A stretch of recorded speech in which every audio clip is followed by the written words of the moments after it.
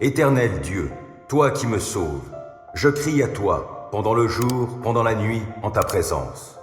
Que ma prière parvienne jusqu'à toi. Veuille prêter attention à mes cris, car je suis rassasié de maux et je suis tout près de la mort. Déjà, je suis compté parmi ceux qui s'en vont dans le tombeau. Je ressemble à un homme qui a perdu ses forces. C'est au milieu des morts que j'ai ma place, comme ceux qui, mortellement blessés, sont couchés dans la tombe, que tu as oubliés et dont tu ne t'occupes plus. Tu m'as jeté dans un gouffre sans fond, dans les fonds ténébreux. Ta fureur me tenaille, les flots de ta colère ont déferlé sur moi. Tu as fait s'éloigner de moi mes proches, tu as fait de moi un objet d'horreur pour eux. Je suis emprisonné, je ne peux m'en sortir. Mes yeux sont épuisés à force d'affliction. Je t'invoque, Éternel, tout au long de mes jours, je tends les mains vers toi. Feras-tu des prodiges pour ceux qui ne sont plus? Verra-t-on se lever les morts pour te louer? Parle-t-on dans la tombe de ton amour, de ta fidélité dans le séjour des morts? Connaît-on tes prodiges là où sont les ténèbres et ta justice au pays de l'oubli? Pour moi, ô Éternel, je crie à toi. Je te présente ma prière chaque matin. Pourquoi, ô Éternel, me rejeter, me refuser ton attention? Car je suis affligé, près de la mort depuis que je suis jeune. J'endure les terreurs que tu m'imposes. Je suis désemparé. Les flots de ta colère ont déferlé sur moi. Je suis anéanti par les angoisses qui me viennent de toi. Comme des eaux qui me submergent, de toutes parts, elles m'assaillent tous les jours. Tu as fait s'éloigner de moi tous mes amis, mes compagnons. Ma seule compagnie est celle des ténèbres. Voici ce que dit l'Éternel. Où est la lettre de divorce en vertu de laquelle j'aurais répudié votre mère? Ou auquel de mes créanciers vous ai-je donc vendu? Non, vous avez été vendu à cause de vos fautes, et ce sont vos révoltes qui ont été la cause de la répudiation de votre mère. Lorsque je suis venu, pourquoi n'y avait-il personne? Lorsque j'ai appelé, pourquoi nul n'a-t-il répondu? Croyez-vous que ma main soit devenue trop courte pour délivrer? Que pour vous libérer, je n'aurai pas la force? Pourtant, par ma menace, je mets la mer à sec et je réduis les fleuves en un désert. Leurs poissons pourrissent alors par manque d'eau. Ils périssent de soif. J'habillerai le ciel de noir et je le couvrirai d'un habit de toile de sac. Le Seigneur, l'Éternel, m'a donné une langue de disciples attentifs pour que, par ma parole, je sache fortifier ceux qui sont fatigués. Et il me fait tendre l'oreille matin après matin, afin que je l'écoute comme un disciple. Le Seigneur, l'Éternel, a ouvert mon oreille, et moi, de mon côté, je n'ai pas résisté, je ne me suis pas éclipsé. J'ai présenté mon dos à ceux qui me frappaient, et j'ai tendu mes joues à ceux qui m'arrachaient la barbe. Je n'ai pas caché mon visage à ceux qui m'insultaient et qui crachaient sur moi. Le Seigneur, l'Éternel, viendra à mon secours. Voilà pourquoi je ne suis pas confus. C'est pourquoi j'ai rendu ma face dure comme un caillou, car je le sais. Je ne serai pas dans la honte. Il est tout proche, celui qui me justifiera. Qui veut m'intenter un procès? Comparaissons ensemble. Qui conteste mon droit? Qu'il s'approche de moi. Le Seigneur, l'Éternel, viendra à mon secours. Qui me condamnera? Les adversaires tomberont tous en loques, comme de vieux habits. Les mythes les dévoreront. Qui parmi vous craint l'Éternel? Qu'il écoute son serviteur. Si quelqu'un marche dans les ténèbres sans avoir de lumière, qu'il place sa confiance en l'Éternel, qu'il s'appuie sur son Dieu. Mais vous qui allumez un feu, qui vous armez de flèches embrasées, allez donc dans les flammes de votre propre feu, et au milieu des flèches embrasées par vous-même. C'est de par moi que cela vous arrivera, et c'est dans la douleur que vous vous coucherez. Malheur au diadème qui fait l'orgueil des buveurs d'Éphraïm, à cette fleur fanée qui orne sa parure, et qui est située sur les sommets qui dominent la vallée plantureuse, oui, malheur à cette cité des hommes qui s'enivrent. Car voici, le Seigneur a pour lui un héros puissant et vigoureux qui viendra attaquer comme une tempête de grêle, comme un ouragan destructeur, comme des trombes d'eaux impétueuses provoquant des inondations. Par l'action de sa force, il précipitera la ville à terre. On foulera aux pieds le diadème qui fait l'orgueil des buveurs d'Éphraïm. Quant à la fleur fanée qui orne sa parure et qui est située sur les sommets qui dominent la vallée plantureuse, elle sera comme une figue mûrie avant l'été. Celui qui l'aperçoit l'accueille sans tarder et l'avale aussitôt. En ce jour-là, le Seigneur des armées célestes sera le diadème magnifique et la couronne qui ornera le reste de son peuple. Il insufflera la justice à qui rend la justice, et il sera la force de celui qui repousse l'ennemi jusqu'aux portes. En voici d'autres qui sont égarés par le vin et que les boissons fortes font tituber. Oui, prêtres et prophètes, les boissons fortes les égarent. Le vin les étourdit et ils titubent sous l'effet des boissons fortes. Ils s'égarent dans leur vision et ils vacillent en rendant la justice. Toutes les tables sont couvertes de leurs vomissements infects et pas un coin n'est resté propre. Qui Ésaïe prétend-il enseigner, s'exclame-t-il. Et à qui donc veut-il expliquer son message? Son discours convient juste à de petits enfants que l'on vient de sevrer, d'éloigner du sein maternel, car c'est ordre sur ordre et c'est règle sur règle sur règle, un peu par-ci, un peu par-là. Eh bien, c'est par des hommes aux propos inintelligibles, à la langue barbare, que l'Éternel parlera à ce peuple auquel il avait dit: c'est ici le repos, laissez se reposer ceux qui sont fatigués, voici l'apaisement. Mais ils n'ont pas voulu écouter l'Éternel. C'est pourquoi la parole de l'Éternel sera pour eux ordre sur ordre, règle sur règle, un peu par-ci, un peu par-là, de sorte qu'en marchant, ils tombent en arrière et se cassent les reins, qu'ils soient pris au filet et qu'ils soient capturés. C'est pourquoi, écoutez ce que dit l'Éternel, vous les moqueurs, vous les chefs de ce peuple qui habitent à Jérusalem. Voici ce que vous dites. Nous avons fait alliance avec la mort et, avec le séjour des morts, nous avons fait un pacte. Quand le flot débordant déferlera, il ne viendra pas jusqu'à nous, car nous nous sommes fait du mensonge un abri, et la duplicité sera notre refuge. C'est pourquoi, ainsi parle le Seigneur, l'Éternel. Je vais placer en Sion une pierre servant de fondation, une pierre éprouvée, une pierre angulaire d'une grande valeur, servant de fondement solide. Celui qui la prend pour appui ne sera pas réduit à fuir. J'aurai le droit pour règle, j'emploierai la justice comme mon fil à plomb. La grêle balayera votre abri de mensonges, les eaux emporteront votre refuge. L'alliance avec la mort que vous avez conclue sera anéantie, et votre pacte fait avec le séjour des morts ne subsistera pas. Quand le flot débordant déferlera, il vous écrasera. Aussi souvent qu'il passera, il vous emportera, car il repassera matin après matin, de jour comme de nuit. Ce sera la terreur que d'en comprendre le message. Vous serez comme un homme dont le lit est trop court pour pouvoir s'y étendre et dont la couverture est beaucoup trop étroite pour qu'il s'en enveloppe. Car l'Éternel se lèvera comme au mont Pératsim et il s'indignera comme il s'est indigné dans la plaine de Gabaon pour accomplir son œuvre. Mais quelle œuvre insolite pour faire son travail, mais quelle tâche étrange! Et maintenant, cessez de vous moquer, de peur qu'on l'on resserre les chaînes qui vous lient. Car j'ai appris de l'Éternel, le Seigneur des armées célestes, que la destruction de tout le pays a été décidée. De toutes vos oreilles, écoutez-moi. Écoutez ma parole bien attentivement. Quel laboureur laboure la terre en tout temps pour y semer? Passe-t-il tout son temps à tracer des sillons et à herser le sol?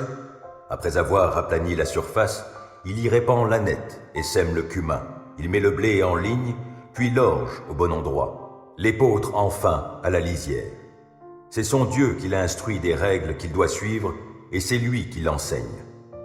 Car on ne foule pas l'ânette à l'aide d'un rouleau, on ne fait pas non plus passer une roue de chariot par-dessus le cumin, mais on bat l'ânette au bâton, on bat le cumin au fléau. Il est vrai qu'on broie le froment pour en faire du pain, mais on ne le bat pas sans fin. On fait passer dessus la roue et le traîneau, mais les chevaux n'écrasent pas le grain sous leurs sabots. Tout cela vient de l'Éternel, le Seigneur des armées célestes. Son plan est merveilleux, sa sagesse est immense. Malheur à toi, dévastateur, qui n'a pas été dévasté. Malheur à toi, le traître, qui n'a jamais été trahi. Quand tu auras fini de dévaster, tu seras dévasté. Quand tu auras achevé de trahir, tu seras toi aussi trahi. Éternel, fais-nous grâce, car nous comptons sur toi. Chaque matin, sois notre force, délivre-nous au temps de la détresse. Au bruit d'un grand tumulte, les peuples fuient. Quand tu te lèves, les gens des nations se dispersent. On rafle leur butin comme raflent les sauterelles, et l'on se rue dessus comme se précipite un essaim de criquets. L'Éternel est sublime, car il siège là-haut.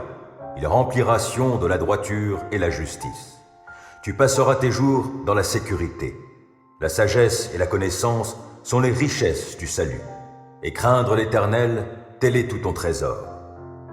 Les vaillants hommes crient dans les rues. Les messagers de paix pleurent amèrement. Les routes sont désertes. Plus personne ne passe sur les chemins. Le dévastateur a rompu l'alliance. Il méprise les villes. Il n'a de respect pour personne. Le pays est en deuil, il dépérit. Le Liban est confus, ses arbres sont flétris. La plaine du Saron ressemble à un désert. Le pays du Bassan et le mont du Carmel ont perdu leur feuillage. Maintenant, je me lève, dit l'Éternel. Maintenant, je me dresse, oui, maintenant je montre ma grandeur. Vous ne concevez que du foin, vous n'enfantez que de la paille, votre souffle est le feu qui vous consumera. Les peuples seront brûlés à la chaux, comme des épines coupées quand on y met le feu. Vous qui êtes au loin, écoutez donc ce que j'ai accompli, et vous qui êtes près, connaissez ma puissance. Les pécheurs d'Ansion ont été terrifiés. Ceux qui ne respectent pas Dieu se sont mis à trembler. Ils s'écrient « Qui de nous peut rester en présence de ce feu qui consume? Qui pourra séjourner auprès de brasiers éternels? Celui qui se conduit selon ce qui est juste et qui parle toujours selon ce qui est droit, qui rejette les gains acquis par extorsion, qui n'accepte jamais de pot de vin, qui ferme ses oreilles aux propos criminels, qui se bouche les yeux pour ne pas voir le mal, cet homme habitera dans des lieux élevés. Des rochers fortifiés lui serviront d'abri, son pain lui sera assuré et l'eau ne lui manquera pas. Tes yeux contempleront le roi dans sa beauté et ils verront toute l'étendue du pays. Tu te souviendras de tes craintes et tu demanderas « Où est donc l'inspecteur, celui qui percevait les taxes? Où est le contrôleur des tours ?» Non, tu ne verras plus tout ce peuple arrogant, peuple à la langue obscure, à la langue barbare que l'on ne comprend pas. Mais tu contempleras Sion, la cité de nos fêtes. Tes yeux verront Jérusalem, résidence tranquille, tente qui ne sera plus enlevée, dont les piquets ne seront plus jamais arrachés et dont aucun cordage ne sera plus tranché.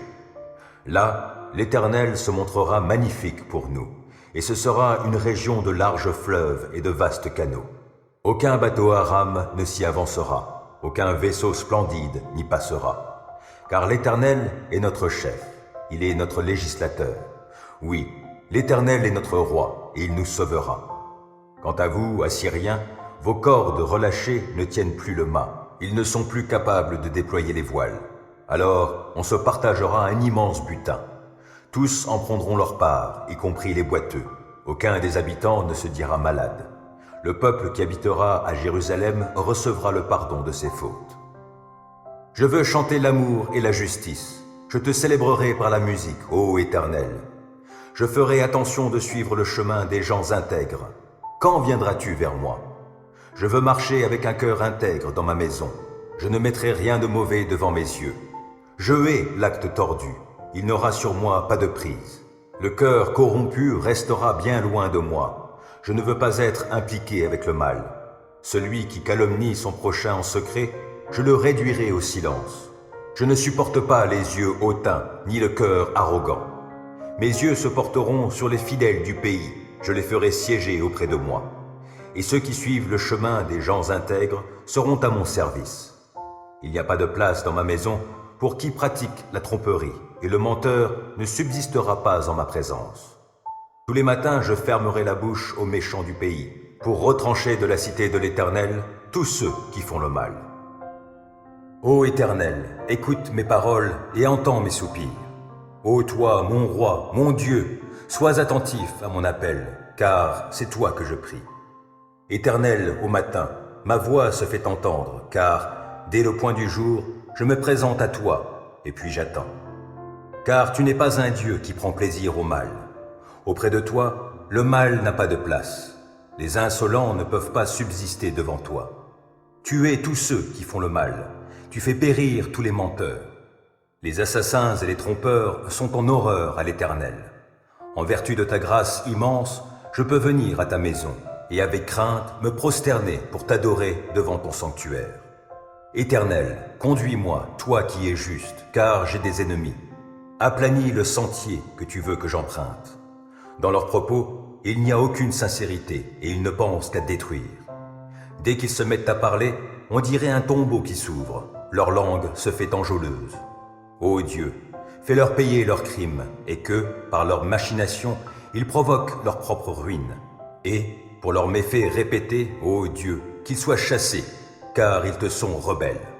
Mais que tous ceux qui trouvent un refuge en toi soient à jamais dans l'allégresse et poussent de grands cris de joie, car ils sont sous ta protection. Et que tous ceux qui t'aiment se réjouissent grâce à toi. Éternel, tu bénis le juste et tu le couvres de ta grâce comme d'un bouclier. Ô mon Dieu, délivre-moi de mes ennemis, mets-moi à l'abri sur les hauteurs hors de portée de mes agresseurs. Délivre-moi de ces gens aux agissements iniques et viens me sauver de ces hommes sanguinaires. Car les voici qui me guettent, des hommes cruels contre moi complotent sans que j'aie commis de faute, sans que j'aie péché, Éternel. Sans que j'aie fait aucun mal, voici qu'ils accourent et qu'ils se préparent. Réveille-toi, viens à moi et regarde. Éternel, ô Dieu des armées célestes, toi Dieu d'Israël, interviens pour punir tous ces païens. N'aie pas de pitié pour ces traîtres malfaisants. Le soir, ils reviennent, en grondant comme des chiens, rôdant autour de la ville. Ils ont la bave à la bouche, leurs propos sont des épées. Ils se disent, « Qui peut nous entendre ?» Mais toi, Éternel, tu ris de ces gens, tu te moques de tous ces païens. Toi qui es ma force, c'est vers toi que je regarde. Oui, Dieu est ma forteresse. Dieu qui m'aime viendra au-devant de moi. Dieu m'offrira en spectacle tous mes ennemis. Ne les extermine pas, de peur que mon peuple oublie, mais, par ta puissance, secoue-les, renverse-les, toi qui es Seigneur, notre bouclier. Toutes leurs paroles ne sont que péchés, qu'ils soient pris au piège de leur propre orgueil, pour tous leurs mensonges et pour leurs malédictions. Détruis-les dans ta colère, détruis-les qu'ils ne soient plus. Alors on saura que Dieu règne sur Jacob jusqu'aux confins de la terre. Le soir, ils reviennent en grondant comme des chiens, rôdant autour de la ville. Ça et là, ils errent en quête de proie. S'ils ne sont pas rassasiés, ils y passeront la nuit. Moi, je chanterai ta force et, dès le matin, j'acclamerai ton amour, car tu es pour moi une forteresse. Tu es mon refuge quand je suis dans la détresse. Je veux donc te célébrer par mes chants, toi qui es ma force. Oui, Dieu est ma forteresse. C'est un Dieu qui m'aime. Voici comment tu procéderas à l'égard d'Aaron et de ses fils pour les consacrer à mon service comme prêtres. Tu prendras un jeune taureau et 2 béliers sans défaut, du pain sans levain, des gâteaux sans levain pétris à l'huile et des galettes sans levain arrosées d'huile, faites de fleurs de farine de froment. Tu les mettras tous dans la même corbeille pour les apporter avec le taureau et les 2 béliers. Tu feras approcher Aaron et ses fils de l'entrée de la tente de la rencontre et tu les laveras à l'eau. Puis tu prendras les vêtements sacrés et tu feras endosser à Aaron la tunique, la robe de l'éphod et le pectoral, et tu le ceindras avec la ceinture de l'éphod. Tu le coifferas du turban sur lequel tu fixeras le diadème de consécration. Ensuite, tu prendras l'huile d'onction et tu la répandras sur sa tête pour l'oindre.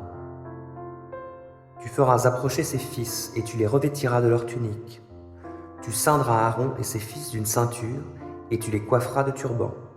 Ainsi, tu conféreras l'investiture à Aaron et à ses fils, et le sacerdoce leur appartiendra en vertu d'une ordonnance en vigueur à perpétuité. Tu amèneras le taureau devant la tente de la rencontre. Aaron et ses fils poseront leurs mains sur la tête du taureau que tu égorgeras ensuite en ma présence à l'entrée de la tente de la rencontre. Tu prendras de son sang et tu en appliqueras avec ton doigt sur les cornes de l'autel.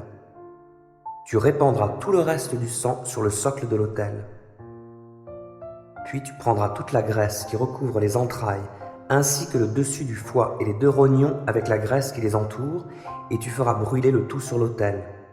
Mais tu brûleras la chair du taureau, sa peau et ses excréments à l'extérieur du camp. C'est un sacrifice pour le péché.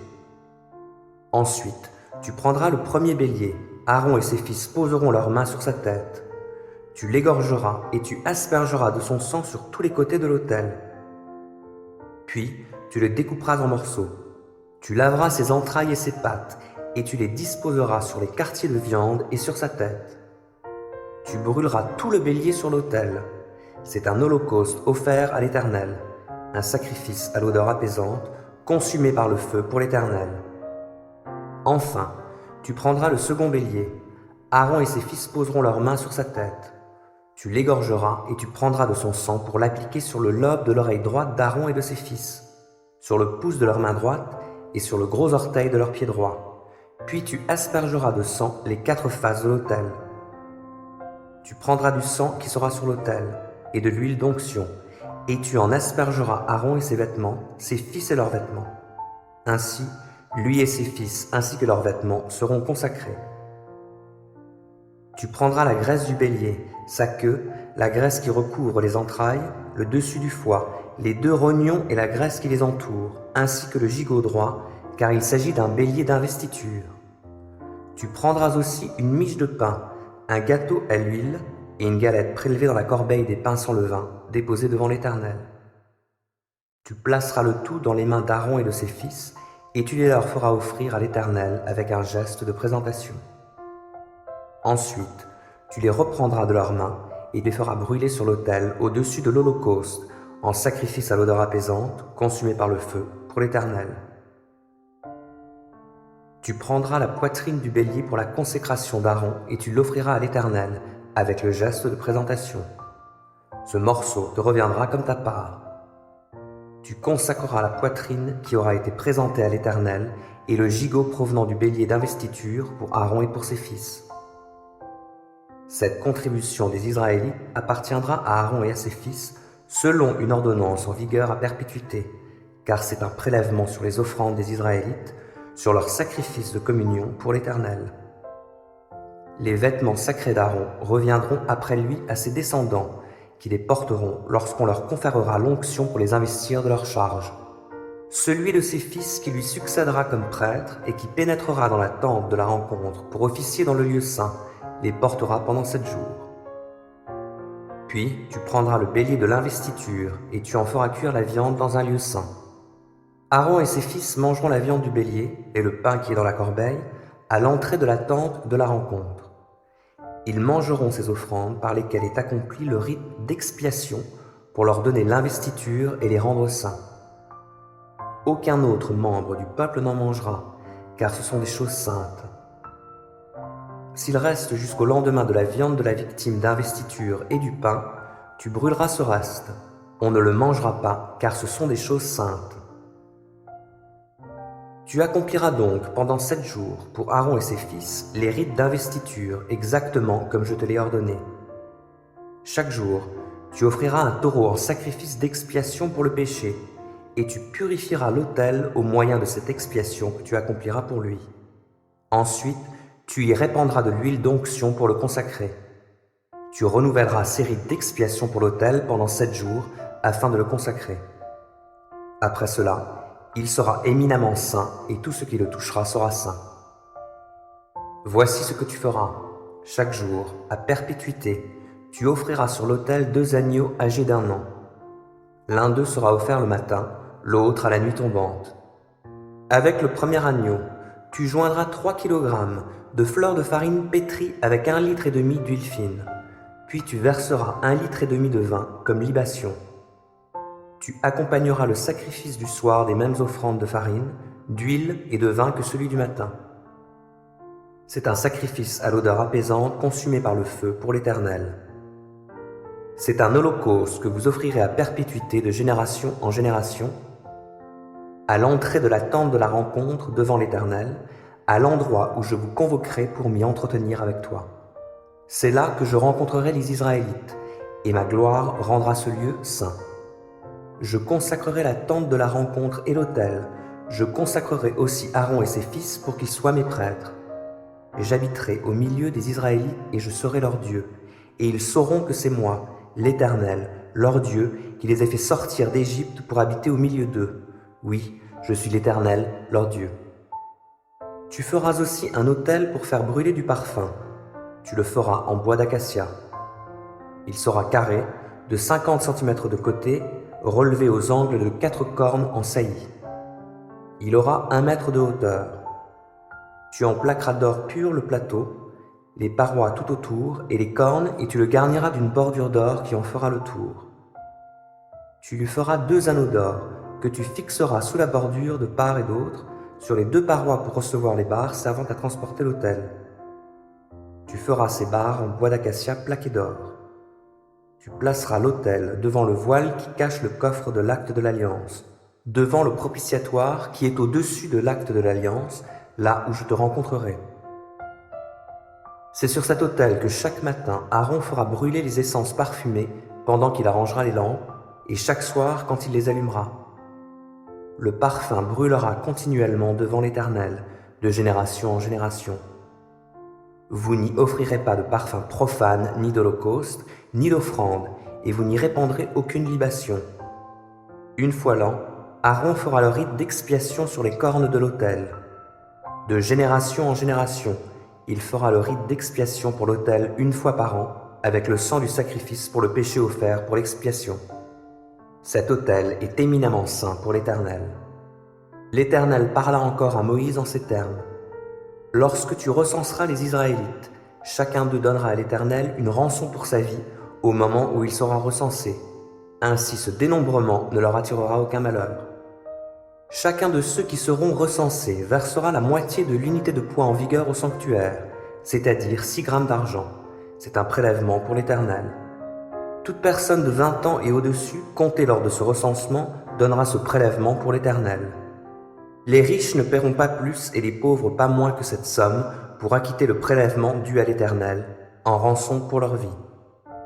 Tu percevras des Israélites l'argent de cette rançon et tu le destineras à l'entretien de la tente de la rencontre. Il rappellera à l'Éternel que la rançon pour leur vie a été versée. Ensuite, l'Éternel parla à Moïse en ces termes. Tu feras aussi une cuve de bronze pour les ablutions. Elle sera montée sur un socle du même métal. Tu la placeras entre la tente de la rencontre et l'autel et tu la rempliras d'eau. Avec cette eau, Aaron et ses fils se laveront les mains et les pieds. Avant d'entrer dans la tente de la rencontre, ils se passeront à l'eau. Ainsi, ils ne mourront pas. De même, lorsqu'ils viendront faire leur service à l'autel pour brûler un sacrifice consumé par le feu pour l'Éternel, ils se laveront les mains et les pieds et ils ne mourront pas. C'est là, pour Aaron et pour ses descendants, une ordonnance qui sera en vigueur à perpétuité, de génération en génération. Puis l'Éternel parla à Moïse en ces termes. Procure-toi des aromates de première qualité, 6 kg de myrrhe fluide, la moitié, soit 3 kg, de cinnamome aromatique, 3 kg de cannelle, 6 kg de cassis, selon l'unité de poids en vigueur au sanctuaire, et 6 litres d'huile d'olive. Tu en feras une huile d'onction sainte, un baume odorant fabriqué par un parfumeur. Ce sera une huile sainte pour l'onction.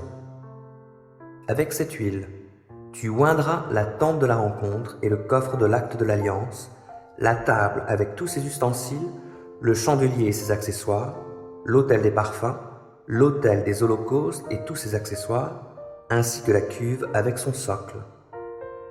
Tu les consacreras et ils seront éminemment saints. Tout ce qui les touchera sera saint. Tu oindras aussi Aaron et ses fils et tu les consacreras à mon service comme prêtres. Puis tu t'adresseras aux Israélites en ces termes. Cette huile d'onction sainte sera réservée à l'Éternel de génération en génération.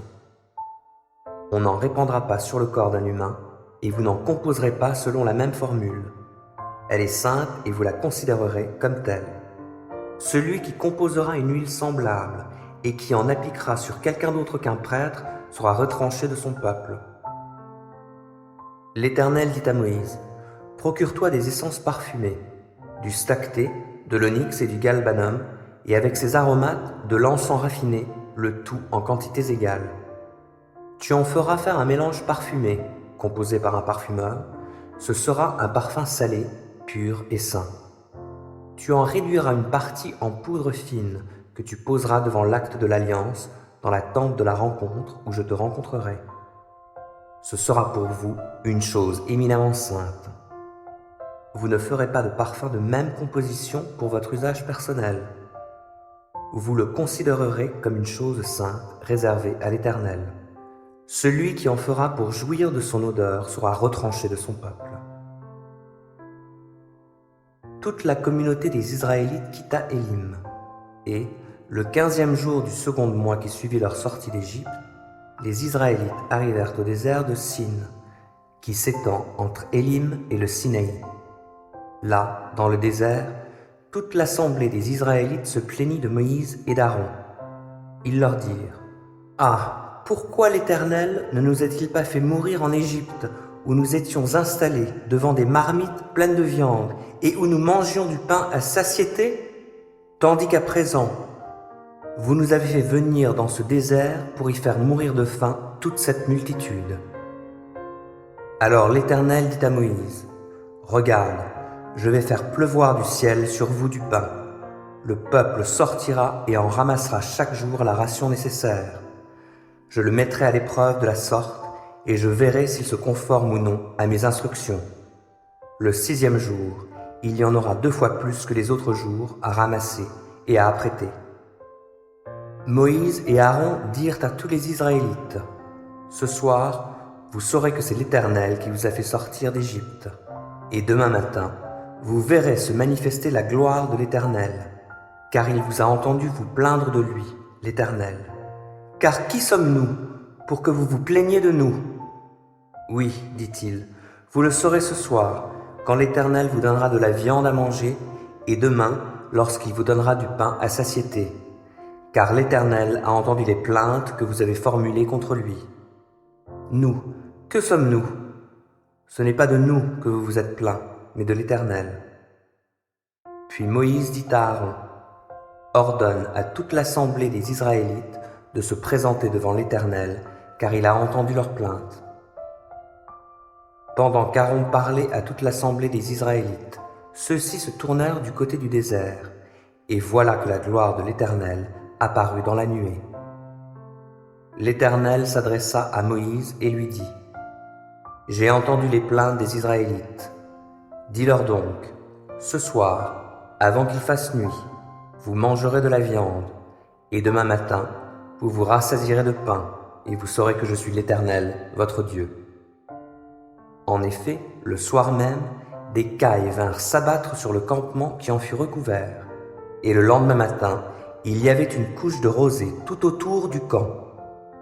Lorsque cette rosée se fut dissipée, on aperçut par terre, sur le sol du désert, un mince dépôt granuleux, fin comme du givre, qui restait. En voyant cela, les Israélites se demandèrent les uns aux autres : « Qu'est-ce que c'est ?» Car ils ne savaient pas ce que c'était. Moïse leur dit : « C'est le pain que l'Éternel vous donne à manger. Voici ce qu'il a ordonné à ce sujet. Que chacun de vous en ramasse autant qu'il est nécessaire à sa nourriture, soit environ 4 litres par personne. Chacun en prendra pour le nombre de ceux qui sont dans sa tente. » Les Israélites agirent ainsi. Ils en ramassèrent les uns plus, les autres moins. Lorsqu'ils mesurèrent leur récolte, celui qui en avait ramassé beaucoup n'avait rien de trop, et celui qui en avait pris moins n'en manquait pas. Chacun en avait ramassé ce qu'il lui fallait pour manger. Moïse leur recommanda que personne n'en garde jusqu'à demain matin. Mais certains ne lui obéirent pas et en gardèrent pour le lendemain. Il s'y mit des vers et cela sentait mauvais. Alors Moïse se fâcha contre ces gens. Tous les matins, il ramassait donc la manne, chacun la ration nécessaire à sa nourriture. Quand le soleil devenait chaud, elle fondait. Le 6e jour, ils en ramassèrent une quantité double, c'est-à-dire environ 8 litres par personne au lieu de 4. Les chefs de la communauté vinrent en informer Moïse qui leur dit : « C'est bien ce que l'Éternel a ordonné. Demain, c'est un jour de repos, le sabbat qui est consacré à l'Éternel. Ce que vous avez à cuire au four, cuisez-le aujourd'hui. Ce que vous avez à faire bouillir, faites-le bouillir aujourd'hui. Et tout ce qui est en plus, mettez-le en réserve pour demain. Ils mirent donc le reste en réserve jusqu'au lendemain, comme Moïse l'avait ordonné, et il n'y eut ni mauvaise odeur, ni ver. Moïse leur dit alors: Mangez aujourd'hui ce que vous avez mis en réserve, car c'est le jour du repos en l'honneur de l'Éternel. Aujourd'hui, vous ne trouverez pas de manne dehors. Pendant 6 jours, vous en ramasserez, mais le 7e jour, le jour du sabbat, il n'y en aura pas. Cependant, le 7e jour, il y eut des gens qui sortirent pour faire leurs provisions, mais ils ne trouvèrent rien. Alors l'Éternel dit à Moïse: Jusqu'à quand refuserez-vous d'obéir à mes commandements et à mes lois? Considérez donc que si l'Éternel vous a donné le jour du repos, il vous donne aussi le 6e jour de la nourriture pour 2 jours. Le 7e jour, que chacun reste donc dans sa tente et que personne ne sorte de chez lui. Ainsi, le peuple se reposa le 7e jour.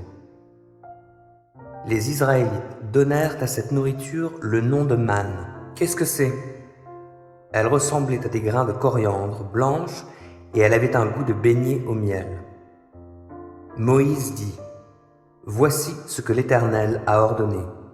Prenez environ 4 litres de cette manne et conservez-les pour les générations futures, pour qu'elles voient l'aliment dont je vous ai nourri au désert, après vous avoir fait sortir d'Égypte.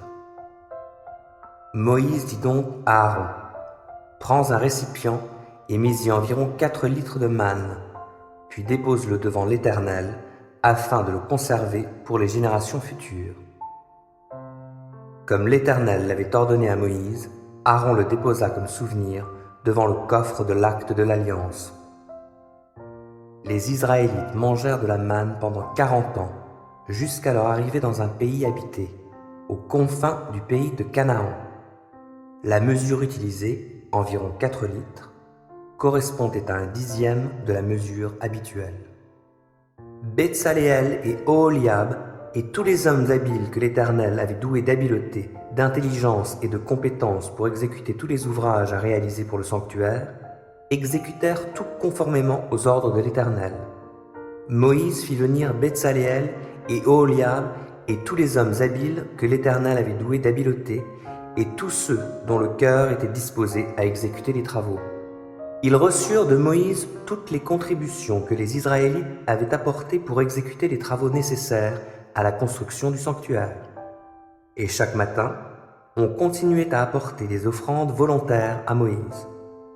Alors, tous les artisans habiles qui exécutaient tous les ouvrages du sanctuaire interrompirent l'un après l'autre leur travail et vinrent dire à Moïse: Le peuple en apporte plus qu'il ne faut pour exécuter l'ouvrage que l'Éternel a commandé de faire. Là-dessus, Moïse fit passer dans le camp le mot d'ordre suivant: Que plus personne, ni homme ni femme, ne prépare d'offrande pour le sanctuaire. Le peuple cessa donc d'en apporter, car les matériaux étaient en quantité suffisante pour l'ensemble des travaux à réaliser. Il y en avait même en surplus. Ainsi, les artisans habiles qui étaient à l'ouvrage firent le tabernacle avec 10 tentures de fin lin retors, de pourpre violette ou écarlate, et de rouge éclatant ornées de chérubins dans les règles de l'art. Chaque tenture avait 14 mètres de long et 2 mètres de large. Elles étaient toutes identiques. 5 de ces tentures furent cousues l'une à l'autre, et l'on fit de même avec les 5 autres. Sur le bord de la dernière tenture de chaque assemblage, on fixa des cordons de pourpre violette. Il y en avait 50 à l'extrémité de chacun des 2 assemblages, et les cordons se correspondaient l'un à l'autre. On fit aussi 50 agrafes d'or, au moyen desquelles on assembla les 2 séries de tentures, de sorte que le tabernacle forma un tout. On confectionna aussi 11 tentures de poils de chèvre, pour recouvrir le tabernacle comme d'une tente. Ces tentures avaient 15 mètres de long et 2 mètres de large. Elles étaient toutes identiques. On les assembla 5 d'une part et 6 de l'autre. On fixa 50 cordons sur le bord de la dernière tenture de chaque assemblage. On fabriqua 50 agrafes de bronze pour assembler la tente afin qu'elle forme un tout. Ensuite, on fit pour la tente une couverture de peaux de bélier teintes en rouge et une couverture de peau de dauphin par-dessus. On fit aussi des cadres en bois d'acacia, posés à la verticale pour le tabernacle. Chaque cadre avait 5 mètres de long et 75 centimètres de large et était muni de 2 tenons parallèles. On fit ainsi pour tous les cadres du tabernacle.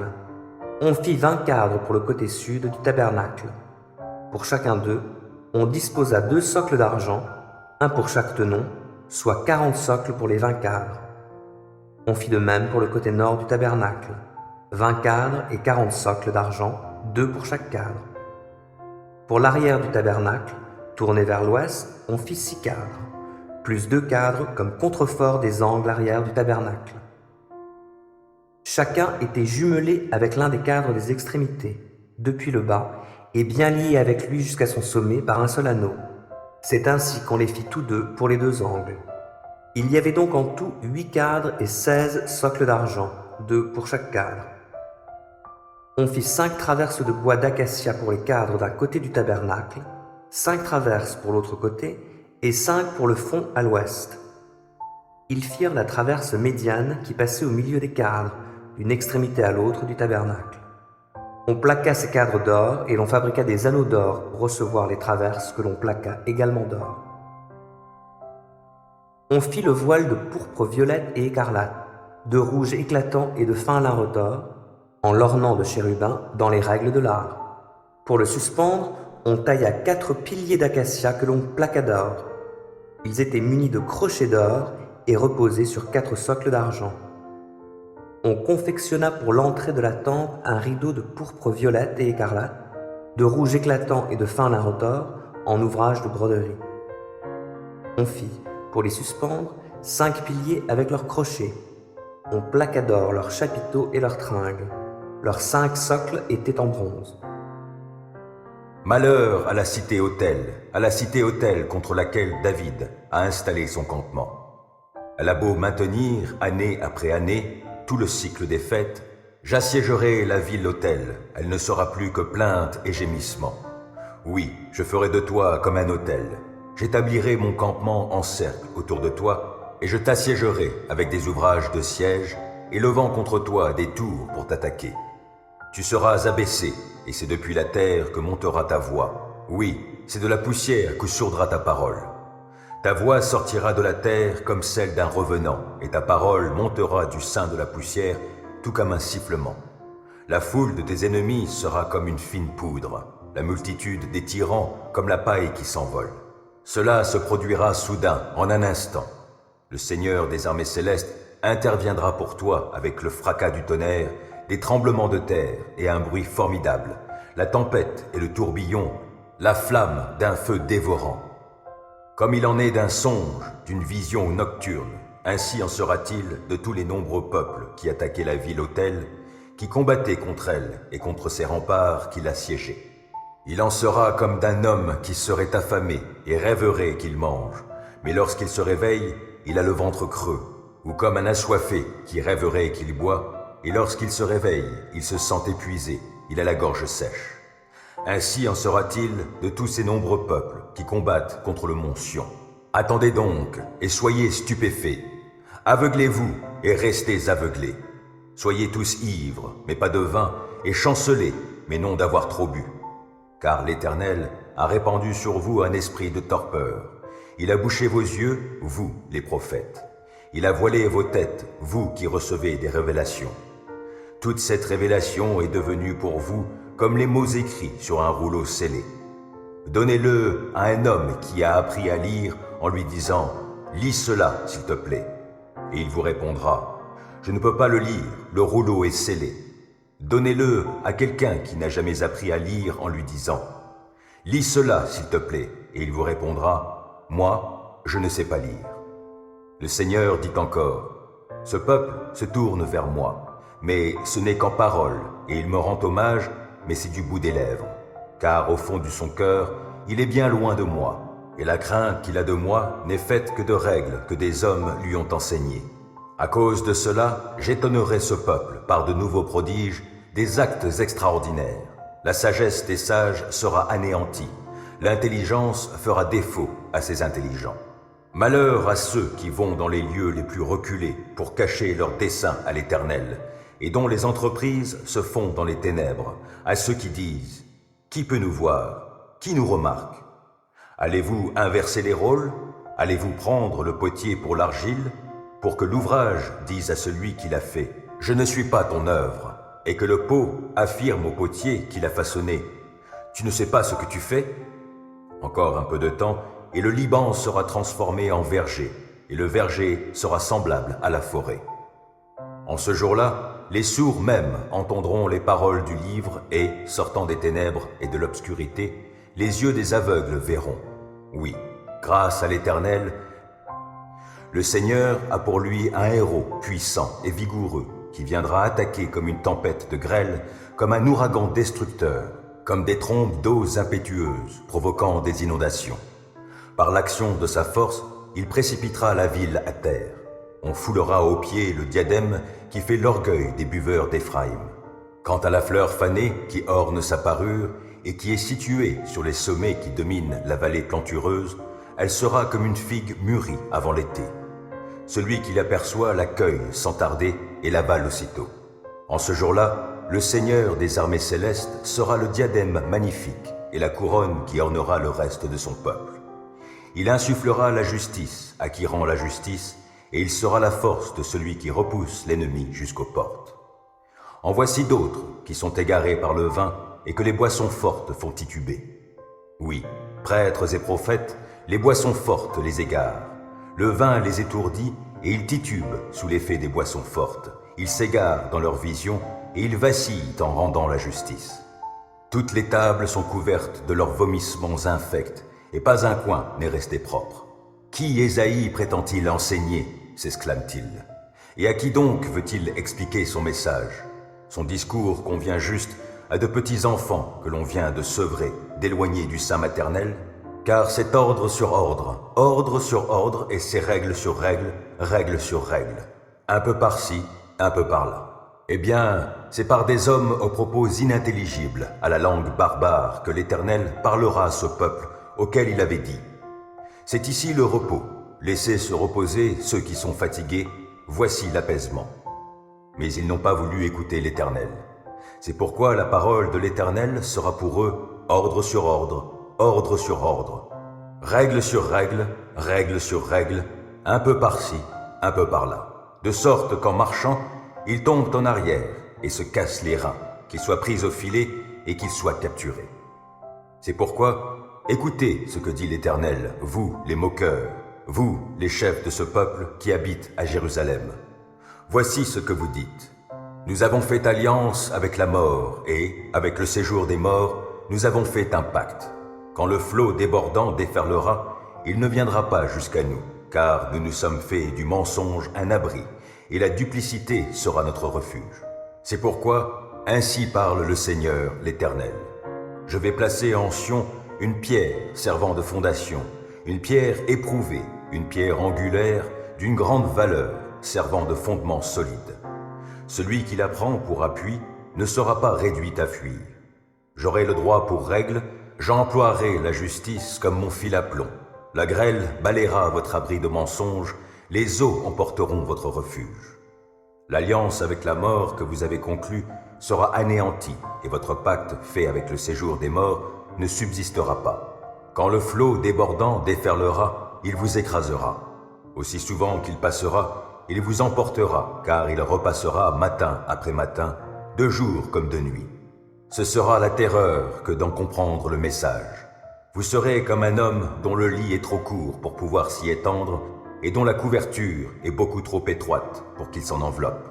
Car l'Éternel se lèvera comme au mont Pératsim et il s'indignera comme il s'est indigné dans la plaine de Gabaon pour accomplir son œuvre. Mais quelle œuvre insolite pour faire son travail, mais quelle tâche étrange!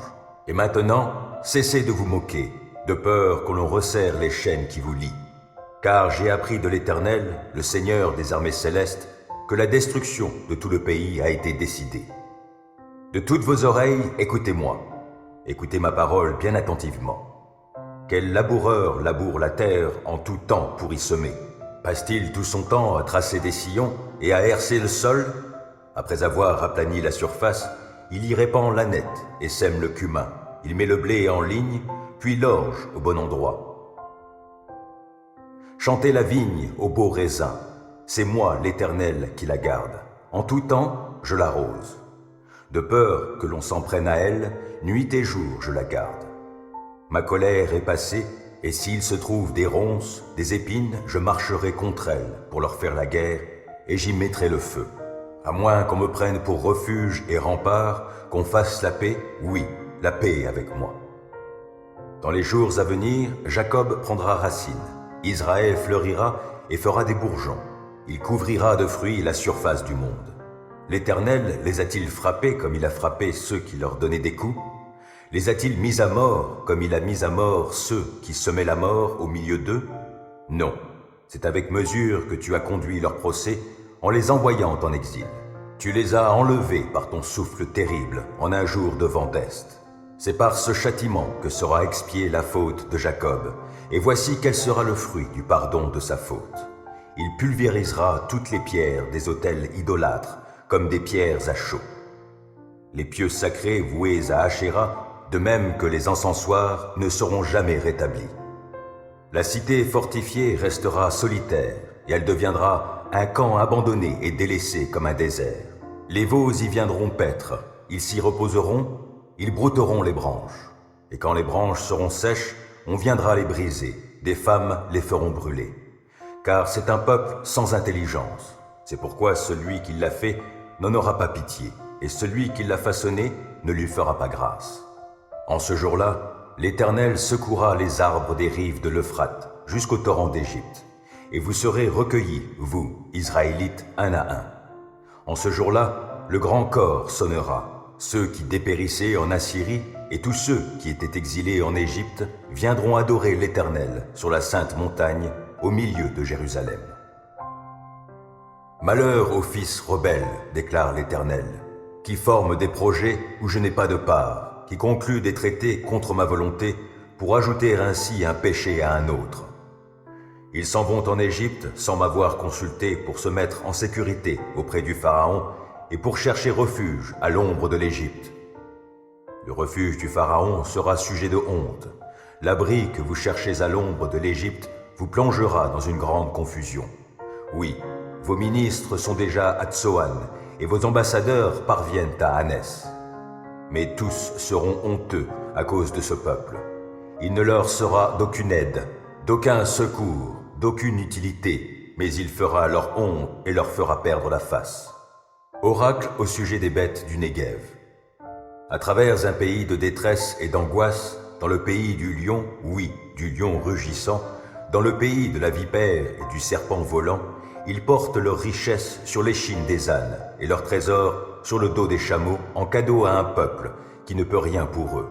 Le secours de l'Égypte est vain et illusoire. C'est pourquoi je l'appelle Rahav, l'agité au repos.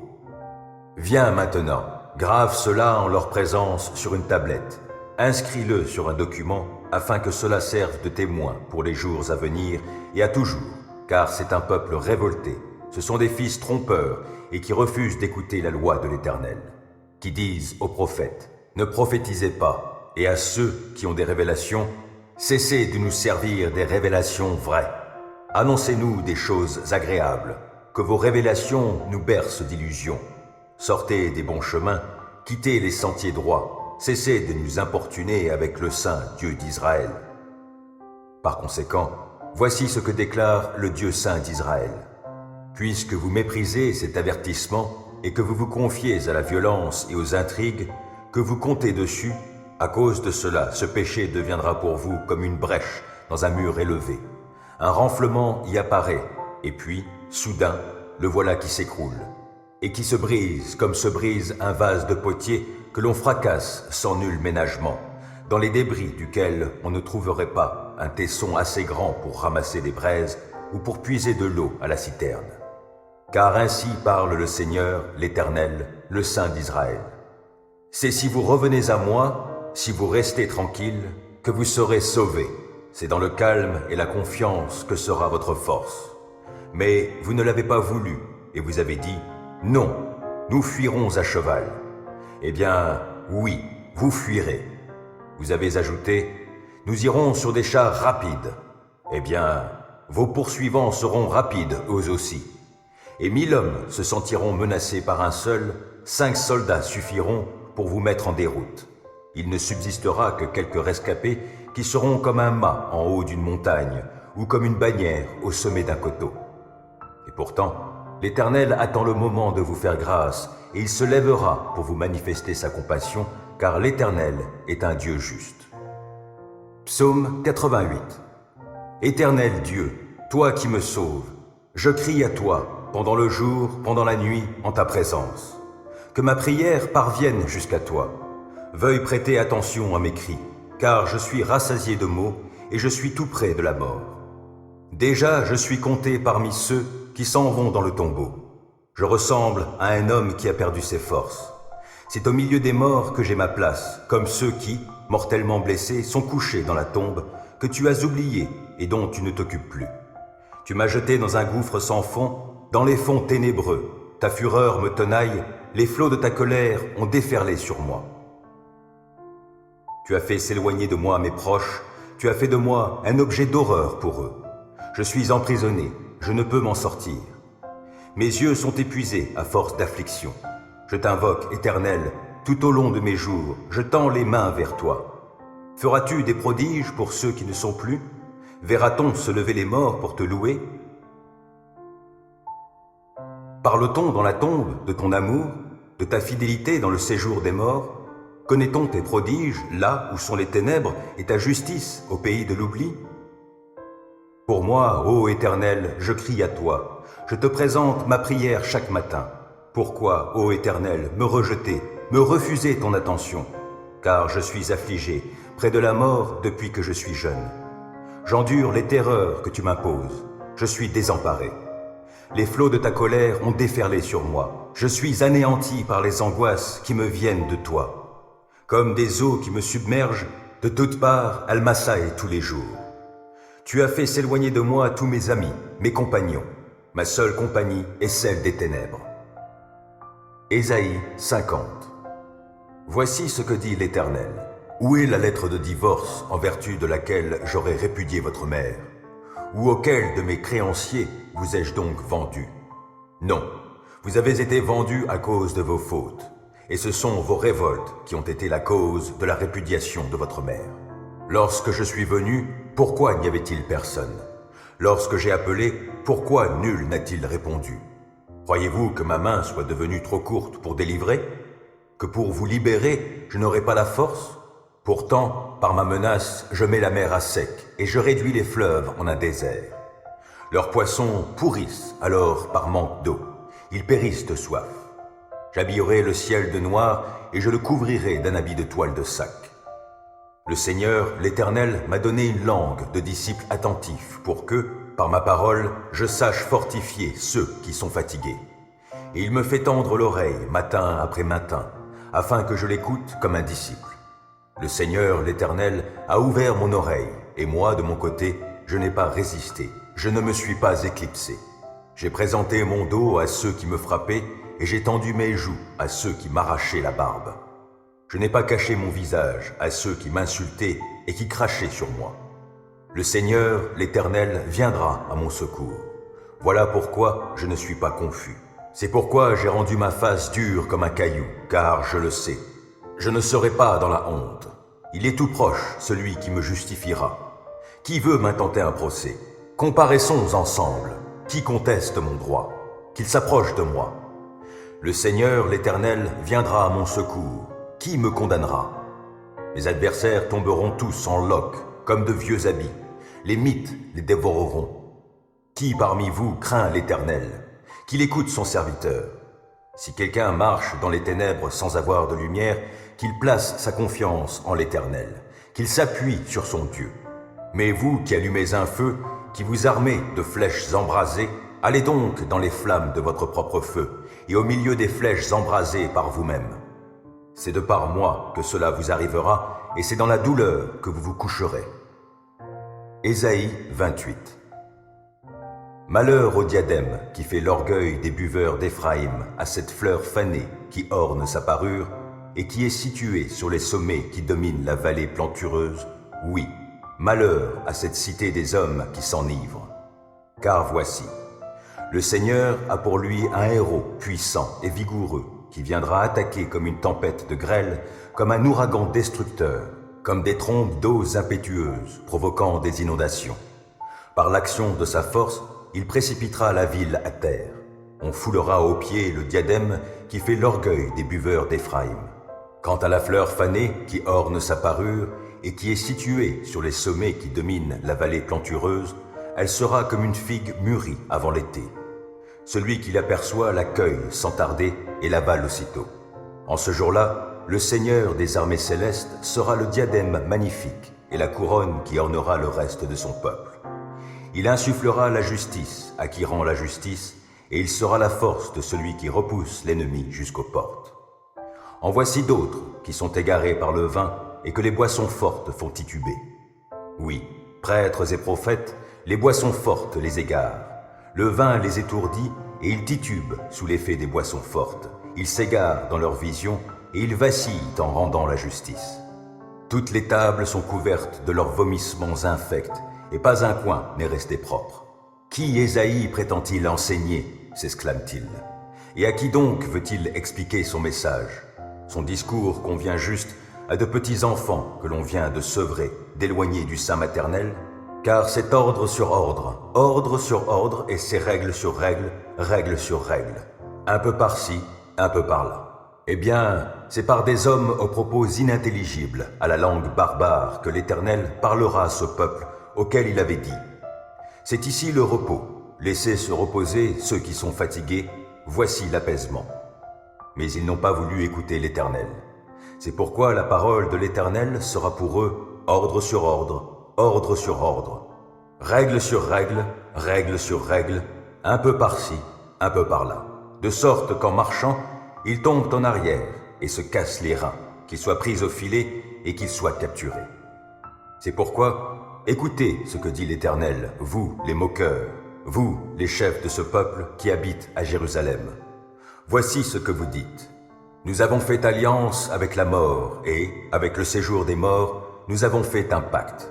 Quand le flot débordant déferlera, il ne viendra pas jusqu'à nous, car nous nous sommes fait du mensonge un abri, et la duplicité sera notre refuge.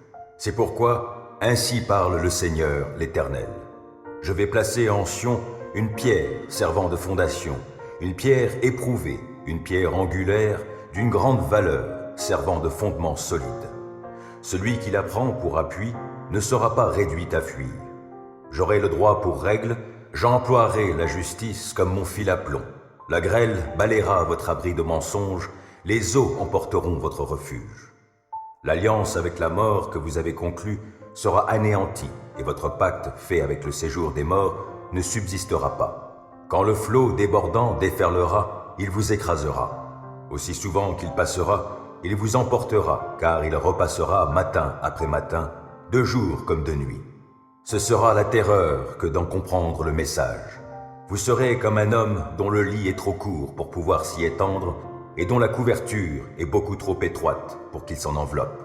Car l'Éternel se lèvera comme au mont Pératsim et il s'indignera comme il s'est indigné dans la plaine de Gabaon pour accomplir son œuvre. Mais quelle œuvre insolite pour faire son travail, mais quelle tâche étrange!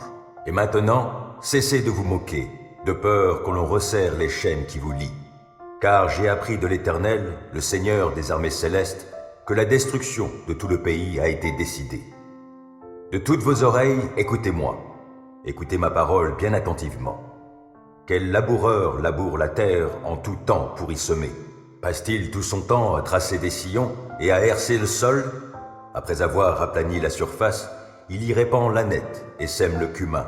Il met le blé en ligne, puis l'orge au bon endroit, l'épeautre enfin à la lisière. C'est son Dieu qui l'instruit des règles qu'il doit suivre, et c'est lui qui l'enseigne. Car on ne foule pas l'ânette à l'aide d'un rouleau, on ne fait pas non plus passer une roue de chariot par-dessus le cumin, mais on bat l'ânette au bâton, on bat le cumin au fléau. Il est vrai qu'on broie le froment pour en faire du pain, mais on ne le bat pas sans fin. On fait passer dessus la roue et le traîneau, mais les chevaux n'écrasent pas le grain sous leurs sabots. Tout cela vient de l'Éternel, le Seigneur des armées célestes. Son plan est merveilleux, sa sagesse est immense. Ésaïe 33. Malheur à toi, dévastateur, qui n'a pas été dévasté. Malheur à toi, le traître, qui n'a jamais été trahi. Quand tu auras fini de dévaster, tu seras dévasté. Quand tu auras achevé de trahir, tu seras toi aussi trahi. Éternel, fais-nous grâce, car nous comptons sur toi. Chaque matin, sois notre force, délivre-nous au temps de la détresse. Au bruit d'un grand tumulte, les peuples fuient. Quand tu te lèves, les gens des nations se dispersent. On rafle leur butin comme raflent les sauterelles, et l'on se rue dessus comme se précipite un essaim de criquets. L'Éternel est sublime, car il siège là-haut. Il remplira Sion de la droiture et la justice. Tu passeras tes jours dans la sécurité. La sagesse et la connaissance sont les richesses du salut. Et craindre l'Éternel, tel est tout ton trésor. Les vaillants hommes crient dans les rues. Les messagers de paix pleurent amèrement. Les routes sont désertes. Plus personne ne passe sur les chemins. Le dévastateur a rompu l'alliance. Il méprise les villes. Il n'a de respect pour personne. Le pays est en deuil, il dépérit. Le Liban est confus, ses arbres sont flétris. La plaine du Saron ressemble à un désert. Le pays du Bassan et le mont du Carmel ont perdu leur feuillage. Maintenant, je me lève, dit l'Éternel. Maintenant, je me dresse, oui, maintenant je montre ma grandeur. Vous ne concevez que du foin, vous n'enfantez que de la paille, votre souffle est le feu qui vous consumera. Les peuples seront brûlés à la chaux, comme des épines coupées quand on y met le feu. Vous qui êtes au loin, écoutez donc ce que j'ai accompli, et vous qui êtes près, connaissez ma puissance. Les pécheurs d'Ansion ont été terrifiés. Ceux qui ne respectent pas Dieu se sont mis à trembler. Ils s'écrient « Qui de nous peut rester en présence de ce feu qui consume? Qui pourra séjourner auprès de brasiers éternels? Celui qui se conduit selon ce qui est juste et qui parle toujours selon ce qui est droit, qui rejette les gains acquis par extorsion, qui n'accepte jamais de pot de vin, qui ferme ses oreilles aux propos criminels, qui se bouche les yeux pour ne pas voir le mal, cet homme habitera dans des lieux élevés.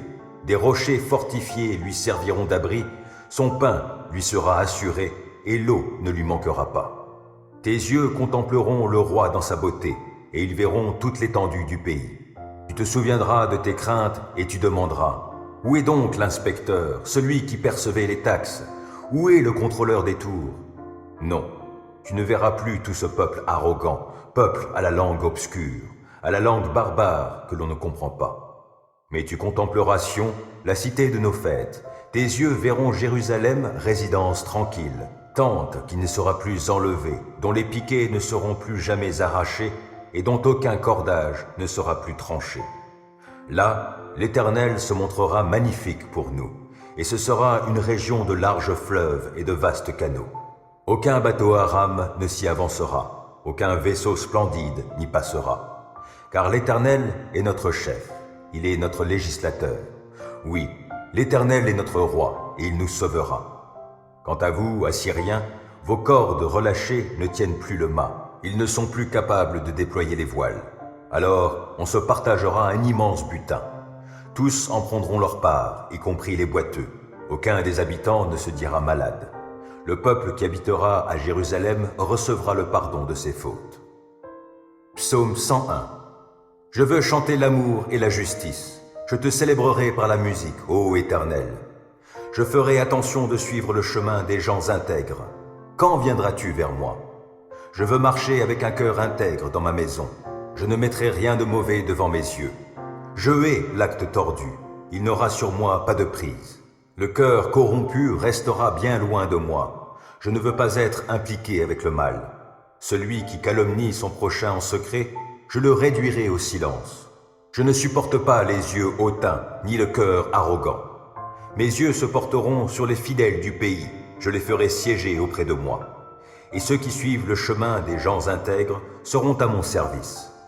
Il n'y a pas de place dans ma maison pour qui pratique la tromperie, et le menteur ne subsistera pas en ma présence. Tous les matins, je fermerai la bouche aux méchants du pays, pour retrancher de la cité de l'Éternel tous ceux qui font le mal. Psaume 5. Ô Éternel, écoute mes paroles et entends mes soupirs. Ô toi, mon roi, mon Dieu, sois attentif à mon appel, car c'est toi que je prie. Éternel, au matin, ma voix se fait entendre, car, dès le point du jour, je me présente à toi, et puis j'attends. Car tu n'es pas un Dieu qui prend plaisir au mal. Auprès de toi, le mal n'a pas de place. Les insolents ne peuvent pas subsister devant toi. Tu hais tous ceux qui font le mal. Tu fais périr tous les menteurs. Les assassins et les trompeurs sont en horreur à l'Éternel. En vertu de ta grâce immense, je peux venir à ta maison et avec crainte me prosterner pour t'adorer devant ton sanctuaire. Éternel, conduis-moi, toi qui es juste, car j'ai des ennemis. Aplanis le sentier que tu veux que j'emprunte. Dans leurs propos, il n'y a aucune sincérité et ils ne pensent qu'à détruire. Dès qu'ils se mettent à parler, on dirait un tombeau qui s'ouvre. Leur langue se fait enjôleuse. Ô Dieu, fais-leur payer leurs crimes et que, par leurs machinations, ils provoquent leur propre ruine. Et, pour leurs méfaits répétés, ô Dieu, qu'ils soient chassés, car ils te sont rebelles. Mais que tous ceux qui trouvent un refuge en toi soient à jamais dans l'allégresse et poussent de grands cris de joie, car ils sont sous ta protection. Et que tous ceux qui t'aiment se réjouissent grâce à toi. Éternel, tu bénis le juste et tu le couvres de ta grâce comme d'un bouclier. Psaume 59. Ô mon Dieu, délivre-moi de mes ennemis, mets-moi à l'abri sur les hauteurs hors de portée de mes agresseurs. Délivre-moi de ces gens aux agissements iniques et viens me sauver de ces hommes sanguinaires. Car les voici qui me guettent, des hommes cruels contre moi complotent sans que j'ai commis de faute, sans que j'ai péché, Éternel. Sans que j'ai fait aucun mal, voici qu'ils accourent et qu'ils se préparent. Réveille-toi, viens à moi et regarde. Éternel, ô Dieu des armées célestes, toi Dieu d'Israël, interviens pour punir tous ces païens. N'aie pas de pitié pour ces traîtres malfaisants. Le soir, ils reviennent, en grondant comme des chiens, rôdant autour de la ville.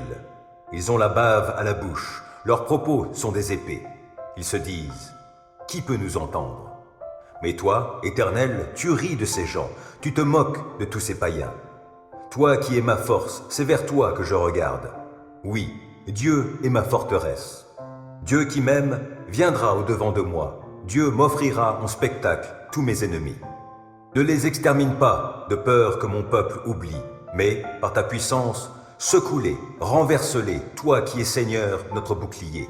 Toutes leurs paroles ne sont que péchés, qu'ils soient pris au piège de leur propre orgueil, pour tous leurs mensonges et pour leurs malédictions. Détruis-les dans ta colère, détruis-les qu'ils ne soient plus.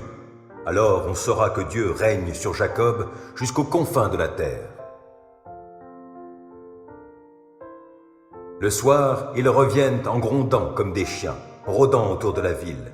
Ça et là, ils errent en quête de proie. S'ils ne sont pas rassasiés, ils y passeront la nuit. Moi, je chanterai ta force et, dès le matin, j'acclamerai ton amour, car tu es pour moi une forteresse. Tu es mon refuge quand je suis dans la détresse. Je veux donc te célébrer par mes chants, toi qui es ma force. Oui, Dieu est ma forteresse. C'est un Dieu qui m'aime. Exode 29. Voici comment tu procéderas à l'égard d'Aaron et de ses fils pour les consacrer à mon service comme prêtres. Tu prendras un jeune taureau et 2 béliers sans défaut, du pain sans levain, des gâteaux sans levain pétris à l'huile et des galettes sans levain arrosées d'huile, faites de fleurs de farine de froment. Tu les mettras tous dans la même corbeille pour les apporter avec le taureau et les 2 béliers. Tu feras approcher Aaron et ses fils de l'entrée de la tente de la rencontre, et tu les laveras à l'eau.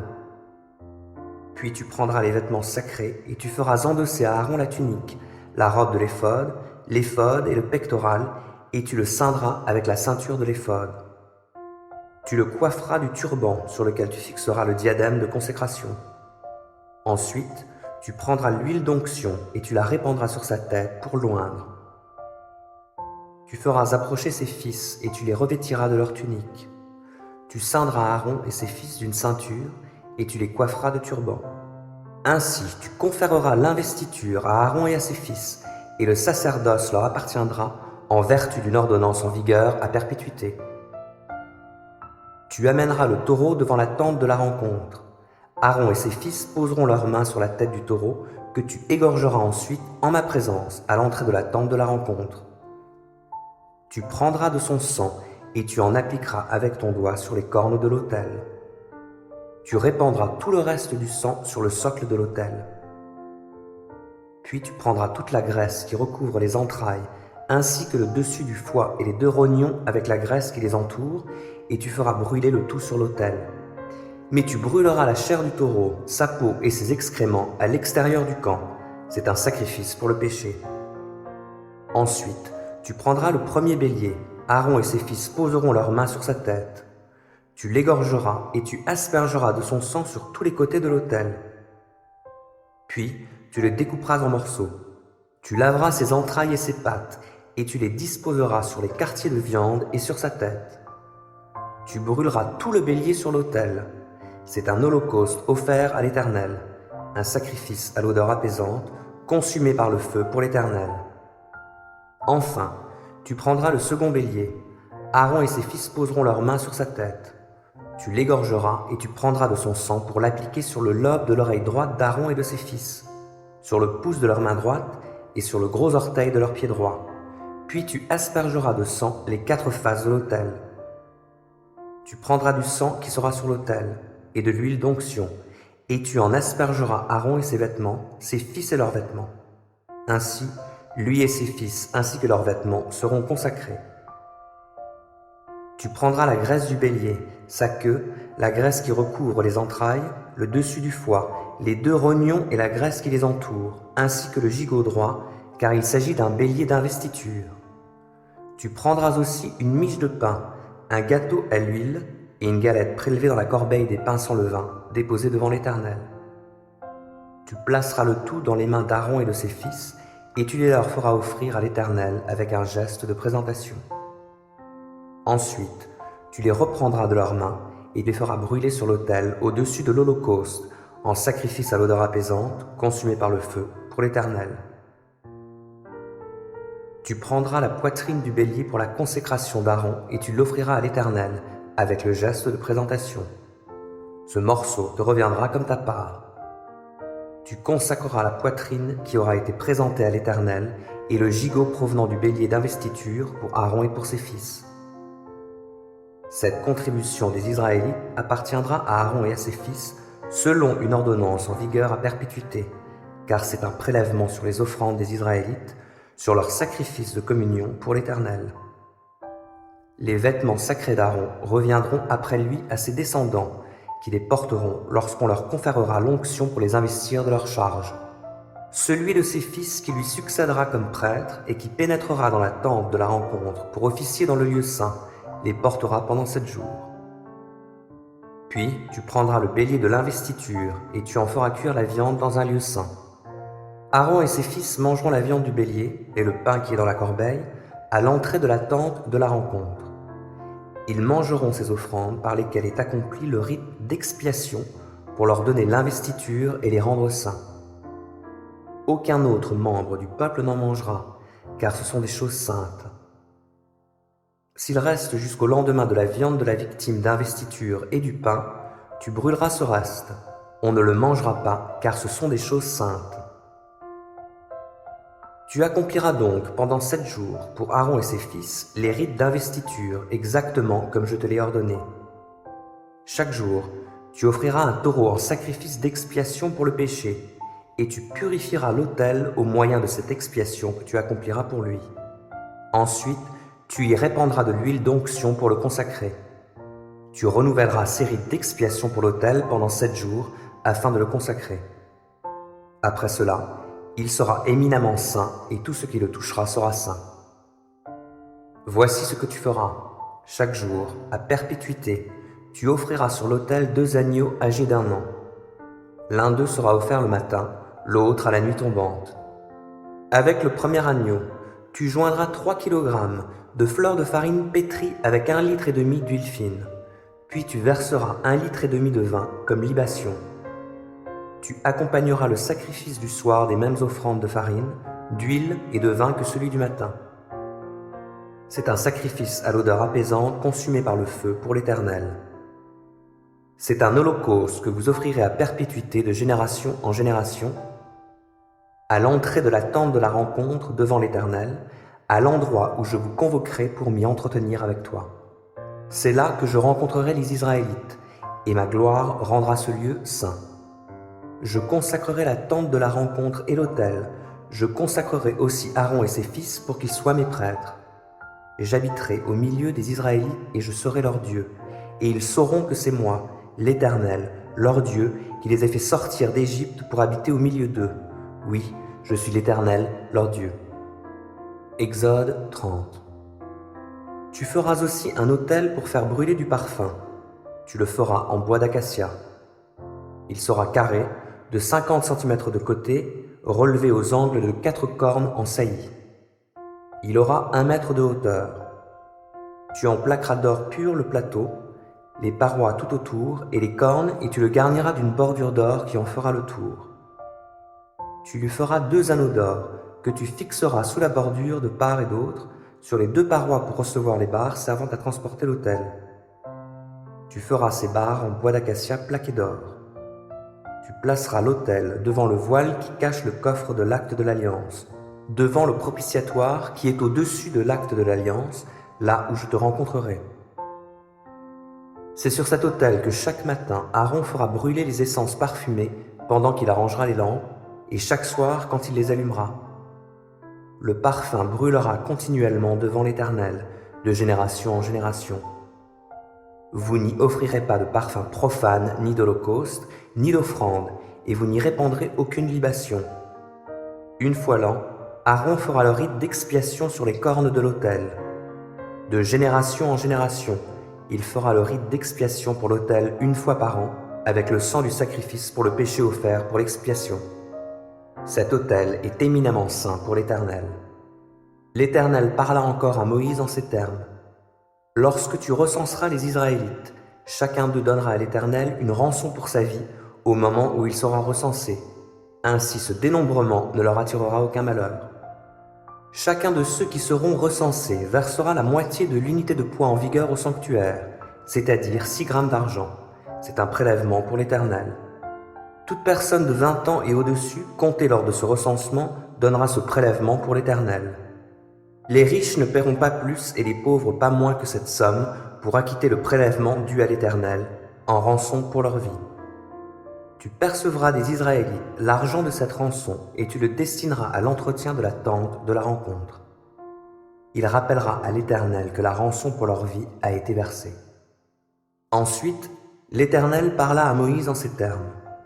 Tu feras aussi une cuve de bronze pour les ablutions.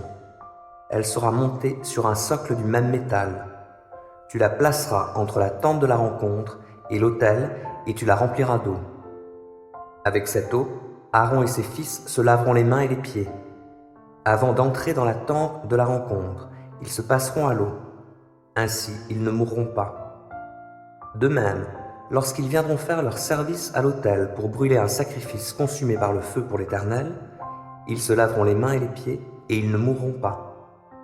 C'est là, pour Aaron et pour ses descendants, une ordonnance qui sera en vigueur à perpétuité, de génération en génération. Puis l'Éternel parla à Moïse en ces termes.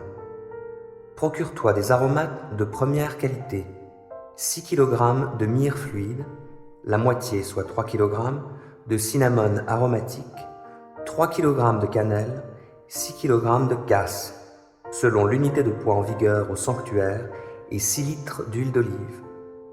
Tu en feras une huile d'onction sainte, un baume odorant fabriqué par un parfumeur. Ce sera une huile sainte pour l'onction.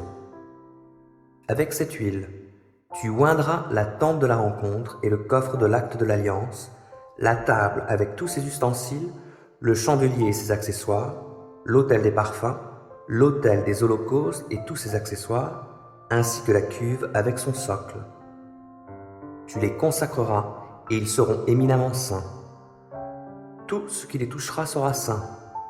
Tu oindras aussi Aaron et ses fils et tu les consacreras à mon service comme prêtres.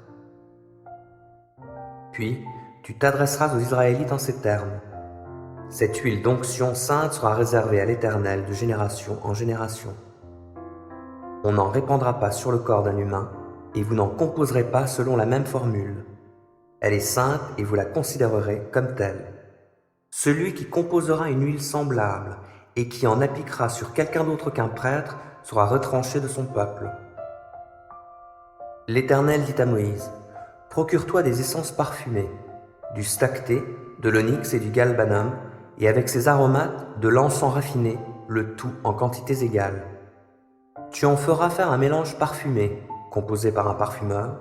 Ce sera un parfum salé, pur et saint.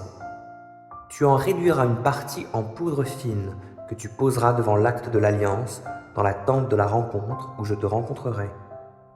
Ce sera pour vous une chose éminemment sainte. Vous ne ferez pas de parfum de même composition pour votre usage personnel. Vous le considérerez comme une chose sainte réservée à l'Éternel. Celui qui en fera pour jouir de son odeur sera retranché de son peuple. » Exode 16.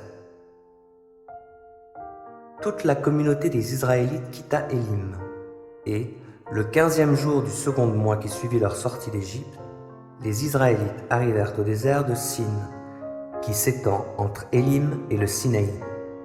Là, dans le désert, toute l'assemblée des Israélites se plaignit de Moïse et d'Aaron. Ils leur dirent, « Ah, pourquoi l'Éternel ne nous a-t-il pas fait mourir en Égypte, où nous étions installés devant des marmites pleines de viande, et où nous mangions du pain à satiété, tandis qu'à présent, vous nous avez fait venir dans ce désert pour y faire mourir de faim toute cette multitude. » Alors l'Éternel dit à Moïse, « Regarde, je vais faire pleuvoir du ciel sur vous du pain. Le peuple sortira et en ramassera chaque jour la ration nécessaire. Je le mettrai à l'épreuve de la sorte, et je verrai s'il se conforme ou non à mes instructions. Le 6e jour, il y en aura 2 fois plus que les autres jours à ramasser et à apprêter. » Moïse et Aaron dirent à tous les Israélites, « Ce soir, vous saurez que c'est l'Éternel qui vous a fait sortir d'Égypte. Et demain matin, vous verrez se manifester la gloire de l'Éternel, car il vous a entendu vous plaindre de lui, l'Éternel. Car qui sommes-nous pour que vous vous plaigniez de nous ? Oui, dit-il, vous le saurez ce soir, quand l'Éternel vous donnera de la viande à manger, et demain, lorsqu'il vous donnera du pain à satiété. Car l'Éternel a entendu les plaintes que vous avez formulées contre lui. Nous, que sommes-nous ? Ce n'est pas de nous que vous vous êtes plaints, mais de l'Éternel. » Puis Moïse dit à Aaron, « Ordonne à toute l'assemblée des Israélites de se présenter devant l'Éternel, car il a entendu leurs plaintes. » Pendant qu'Aaron parlait à toute l'assemblée des Israélites, ceux-ci se tournèrent du côté du désert, et voilà que la gloire de l'Éternel apparut dans la nuée. L'Éternel s'adressa à Moïse et lui dit, « J'ai entendu les plaintes des Israélites. Dis-leur donc, ce soir, avant qu'il fasse nuit, vous mangerez de la viande, et demain matin, vous vous rassasierez de pain, et vous saurez que je suis l'Éternel, votre Dieu. » En effet, le soir même, des cailles vinrent s'abattre sur le campement qui en fut recouvert, et le lendemain matin, il y avait une couche de rosée tout autour du camp. Lorsque cette rosée se fut dissipée, on aperçut par terre, sur le sol du désert, un mince dépôt granuleux, fin comme du givre, qui restait. En voyant cela, les Israélites se demandèrent les uns aux autres, « Qu'est-ce que c'est ?»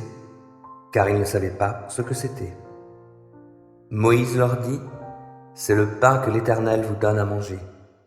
Voici ce qu'il a ordonné à ce sujet. Que chacun de vous en ramasse autant qu'il est nécessaire à sa nourriture, soit environ 4 litres par personne. Chacun en prendra pour le nombre de ceux qui sont dans sa tente. » Les Israélites agirent ainsi.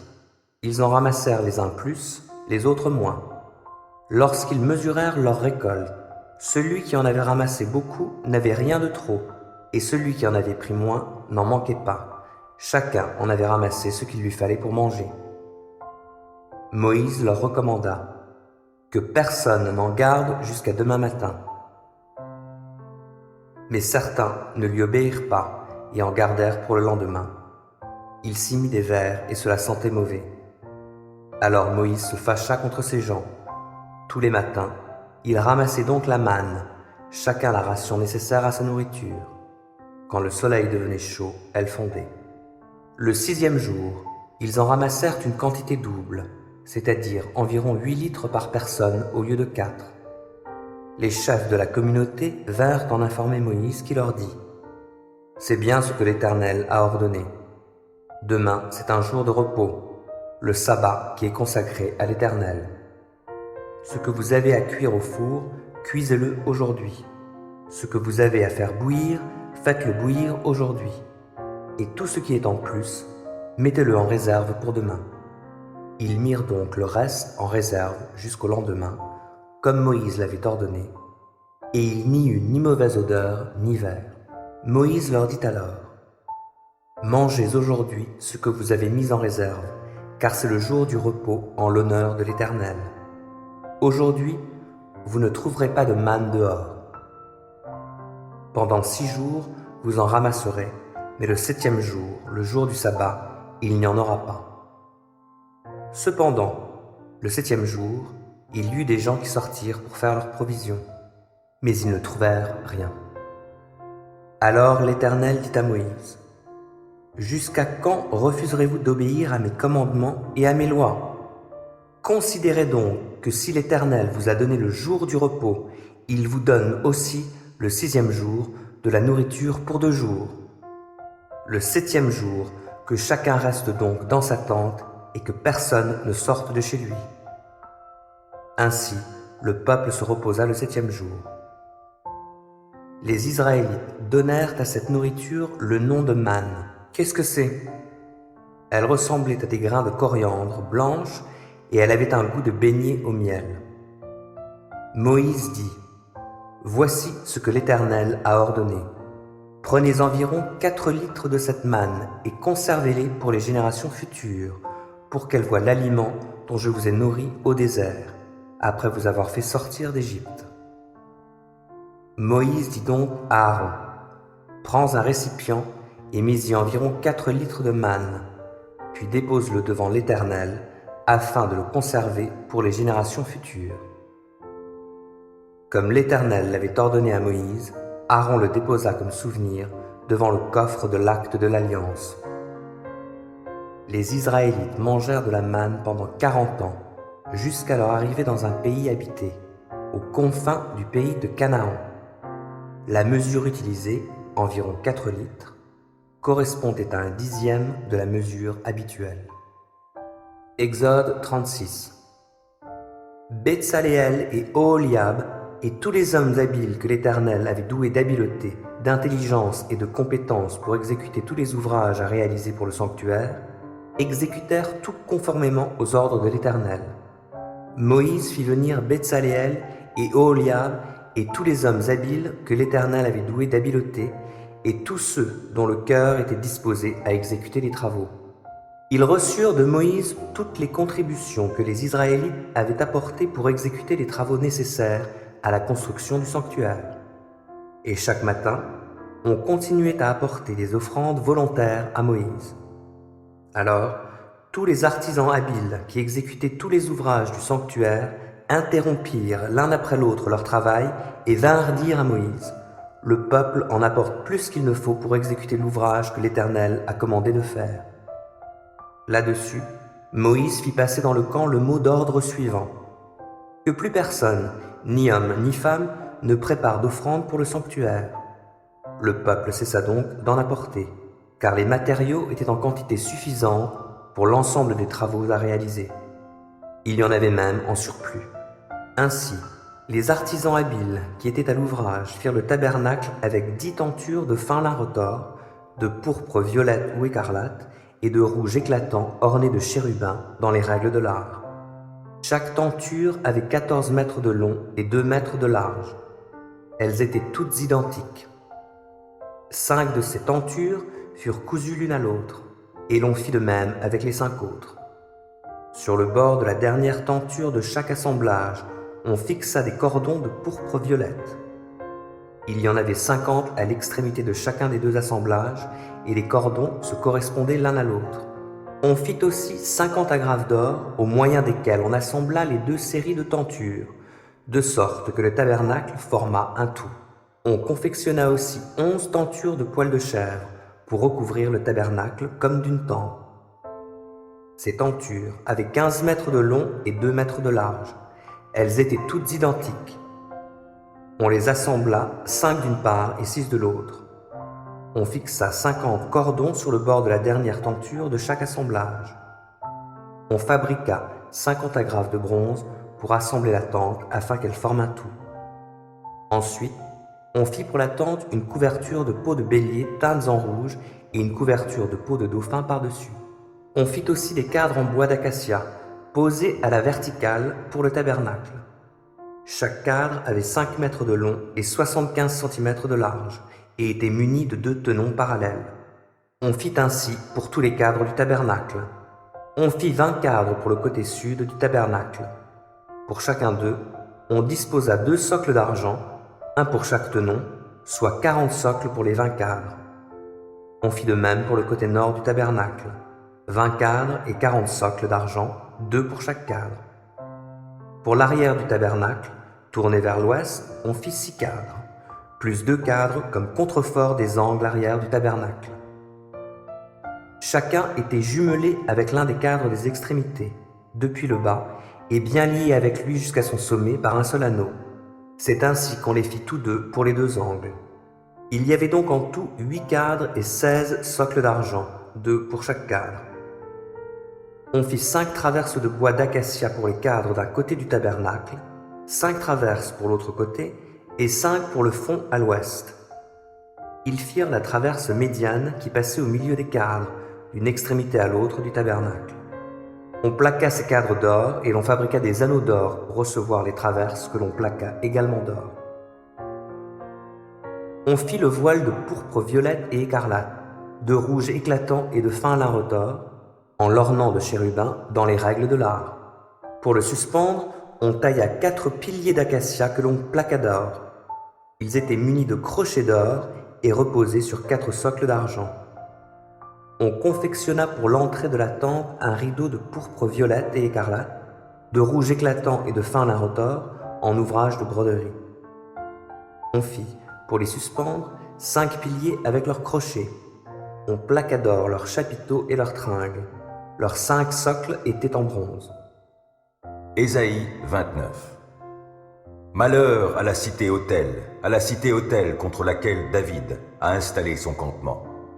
Elle a beau maintenir, année après année, tout le cycle des fêtes, j'assiégerai la ville-autel, elle ne sera plus que plainte et gémissement. Oui, je ferai de toi comme un autel, j'établirai mon campement en cercle autour de toi, et je t'assiégerai avec des ouvrages de siège, élevant contre toi des tours pour t'attaquer. Tu seras abaissé, et c'est depuis la terre que montera ta voix. Oui, c'est de la poussière que sourdra ta parole. Ta voix sortira de la terre comme celle d'un revenant, et ta parole montera du sein de la poussière, tout comme un sifflement. La foule de tes ennemis sera comme une fine poudre, la multitude des tyrans comme la paille qui s'envole. Cela se produira soudain, en un instant. Le Seigneur des armées célestes interviendra pour toi avec le fracas du tonnerre, des tremblements de terre et un bruit formidable, la tempête et le tourbillon, la flamme d'un feu dévorant. Comme il en est d'un songe, d'une vision nocturne, ainsi en sera-t-il de tous les nombreux peuples qui attaquaient la ville-autel, qui combattaient contre elle et contre ses remparts qui l'assiégeaient. Il en sera comme d'un homme qui serait affamé et rêverait qu'il mange, mais lorsqu'il se réveille, il a le ventre creux, ou comme un assoiffé qui rêverait qu'il boit, et lorsqu'il se réveille, il se sent épuisé, il a la gorge sèche. Ainsi en sera-t-il de tous ces nombreux peuples qui combattent contre le mont Sion. Attendez donc et soyez stupéfaits. Aveuglez-vous et restez aveuglés. Soyez tous ivres, mais pas de vin, et chancelez, mais non d'avoir trop bu. Car l'Éternel a répandu sur vous un esprit de torpeur. Il a bouché vos yeux, vous, les prophètes. Il a voilé vos têtes, vous qui recevez des révélations. Toute cette révélation est devenue pour vous comme les mots écrits sur un rouleau scellé. Donnez-le à un homme qui a appris à lire en lui disant « Lis cela, s'il te plaît ». Et il vous répondra « Je ne peux pas le lire, le rouleau est scellé ». Donnez-le à quelqu'un qui n'a jamais appris à lire en lui disant « Lis cela, s'il te plaît », et il vous répondra « Moi, je ne sais pas lire ». Le Seigneur dit encore « Ce peuple se tourne vers moi, mais ce n'est qu'en parole, et il me rend hommage, mais c'est du bout des lèvres. Car au fond de son cœur, il est bien loin de moi, et la crainte qu'il a de moi n'est faite que de règles que des hommes lui ont enseignées. À cause de cela, j'étonnerai ce peuple par de nouveaux prodiges, des actes extraordinaires. La sagesse des sages sera anéantie, l'intelligence fera défaut à ces intelligents. Malheur à ceux qui vont dans les lieux les plus reculés pour cacher leurs desseins à l'Éternel, et dont les entreprises se font dans les ténèbres, à ceux qui disent « Qui peut nous voir? Qui nous remarque ?» Allez-vous inverser les rôles? Allez-vous prendre le potier pour l'argile? Pour que l'ouvrage dise à celui qui l'a fait « Je ne suis pas ton œuvre », et que le pot affirme au potier qui l'a façonné « Tu ne sais pas ce que tu fais ?» Encore un peu de temps, et le Liban sera Ésaïe 28. Malheur au diadème qui fait l'orgueil des buveurs d'Éphraïm, à cette fleur fanée qui orne sa parure et qui est située sur les sommets qui dominent la vallée plantureuse. Oui, malheur à cette cité des hommes qui s'enivrent. Car voici, le Seigneur a pour lui un héros puissant et vigoureux qui viendra attaquer comme une tempête de grêle, comme un ouragan destructeur, comme des trombes d'eaux impétueuses provoquant des inondations. Par l'action de sa force, il précipitera la ville à terre. On foulera aux pieds le diadème qui fait l'orgueil des buveurs d'Éphraïm. Quant à la fleur fanée qui orne sa parure et qui est située sur les sommets qui dominent la vallée plantureuse, elle sera comme une figue mûrie avant l'été. Celui qui l'aperçoit la cueille sans tarder et l'avale aussitôt. En ce jour-là, le Seigneur des armées célestes sera le diadème magnifique et la couronne qui ornera le reste de son peuple. Il insufflera la justice à qui rend la justice, et il sera la force de celui qui repousse l'ennemi jusqu'aux portes. En voici d'autres qui sont égarés par le vin et que les boissons fortes font tituber. Oui, prêtres et prophètes, les boissons fortes les égarent. Le vin les étourdit et ils titubent sous l'effet des boissons fortes. Ils s'égarent dans leur vision et ils vacillent en rendant la justice. Toutes les tables sont couvertes de leurs vomissements infects et pas un coin n'est resté propre. Qui Ésaïe prétend-il enseigner? S'exclame-t-il. Et à qui donc veut-il expliquer son message? Son discours convient juste à de petits enfants que l'on vient de sevrer, d'éloigner du sein maternel, car c'est ordre sur ordre, et c'est règle sur règle, règle sur règle. Un peu par-ci, un peu par-là. Eh bien, c'est par des hommes aux propos inintelligibles, à la langue barbare, que l'Éternel parlera à ce peuple auquel il avait dit « C'est ici le repos, laissez se reposer ceux qui sont fatigués, voici l'apaisement. » Mais ils n'ont pas voulu écouter l'Éternel. C'est pourquoi la parole de l'Éternel sera pour eux ordre sur ordre, ordre sur ordre, règle sur règle, règle sur règle, un peu par-ci, un peu par-là, de sorte qu'en marchant, ils tombent en arrière et se cassent les reins, qu'ils soient pris au filet et qu'ils soient capturés. C'est pourquoi, écoutez ce que dit l'Éternel, vous les moqueurs, vous les chefs de ce peuple qui habitent à Jérusalem. Voici ce que vous dites. Nous avons fait alliance avec la mort et, avec le séjour des morts, nous avons fait un pacte. Quand le flot débordant déferlera, il ne viendra pas jusqu'à nous, car nous nous sommes fait du mensonge un abri, et la duplicité sera notre refuge. C'est pourquoi, ainsi parle le Seigneur, l'Éternel. Je vais placer en Sion une pierre servant de fondation, une pierre éprouvée, une pierre angulaire d'une grande valeur, servant de fondement solide. Celui qui la prend pour appui ne sera pas réduit à fuir. J'aurai le droit pour règle, j'emploierai la justice comme mon fil à plomb. La grêle balayera votre abri de mensonges, les eaux emporteront votre refuge. L'alliance avec la mort que vous avez conclue sera anéantie, et votre pacte fait avec le séjour des morts ne subsistera pas. Quand le flot débordant déferlera, il vous écrasera. Aussi souvent qu'il passera, il vous emportera, car il repassera matin après matin, de jour comme de nuit. Ce sera la terreur que d'en comprendre le message. Vous serez comme un homme dont le lit est trop court pour pouvoir s'y étendre, et dont la couverture est beaucoup trop étroite pour qu'il s'en enveloppe. Car l'Éternel se lèvera comme au mont Pératsim, et il s'indignera comme il s'est indigné dans la plaine de Gabaon pour accomplir son œuvre. Mais quelle œuvre insolite pour faire son travail, mais quelle tâche étrange! Et maintenant, cessez de vous moquer, de peur qu'on l'on resserre les chaînes qui vous lient. Car j'ai appris de l'Éternel, le Seigneur des armées célestes, que la destruction de tout le pays a été décidée. De toutes vos oreilles, écoutez-moi. Écoutez ma parole bien attentivement. Quel laboureur laboure la terre en tout temps pour y semer? Passe-t-il tout son temps à tracer des sillons et à hercer le sol? Après avoir aplani la surface, il y répand l'ânette et sème le cumin. Il met le blé en ligne, puis l'orge au bon endroit. L'épeautre enfin à la lisière. C'est son Dieu qui l'instruit des règles qu'il doit suivre, et c'est lui qui l'enseigne. Car on ne foule pas l'ânette à l'aide d'un rouleau. On ne fait pas non plus passer une roue de chariot par-dessus le cumin, mais on bat l'ânette au bâton, on bat le cumin au fléau. Il est vrai qu'on broie le froment pour en faire du pain, mais on ne le bat pas sans fin.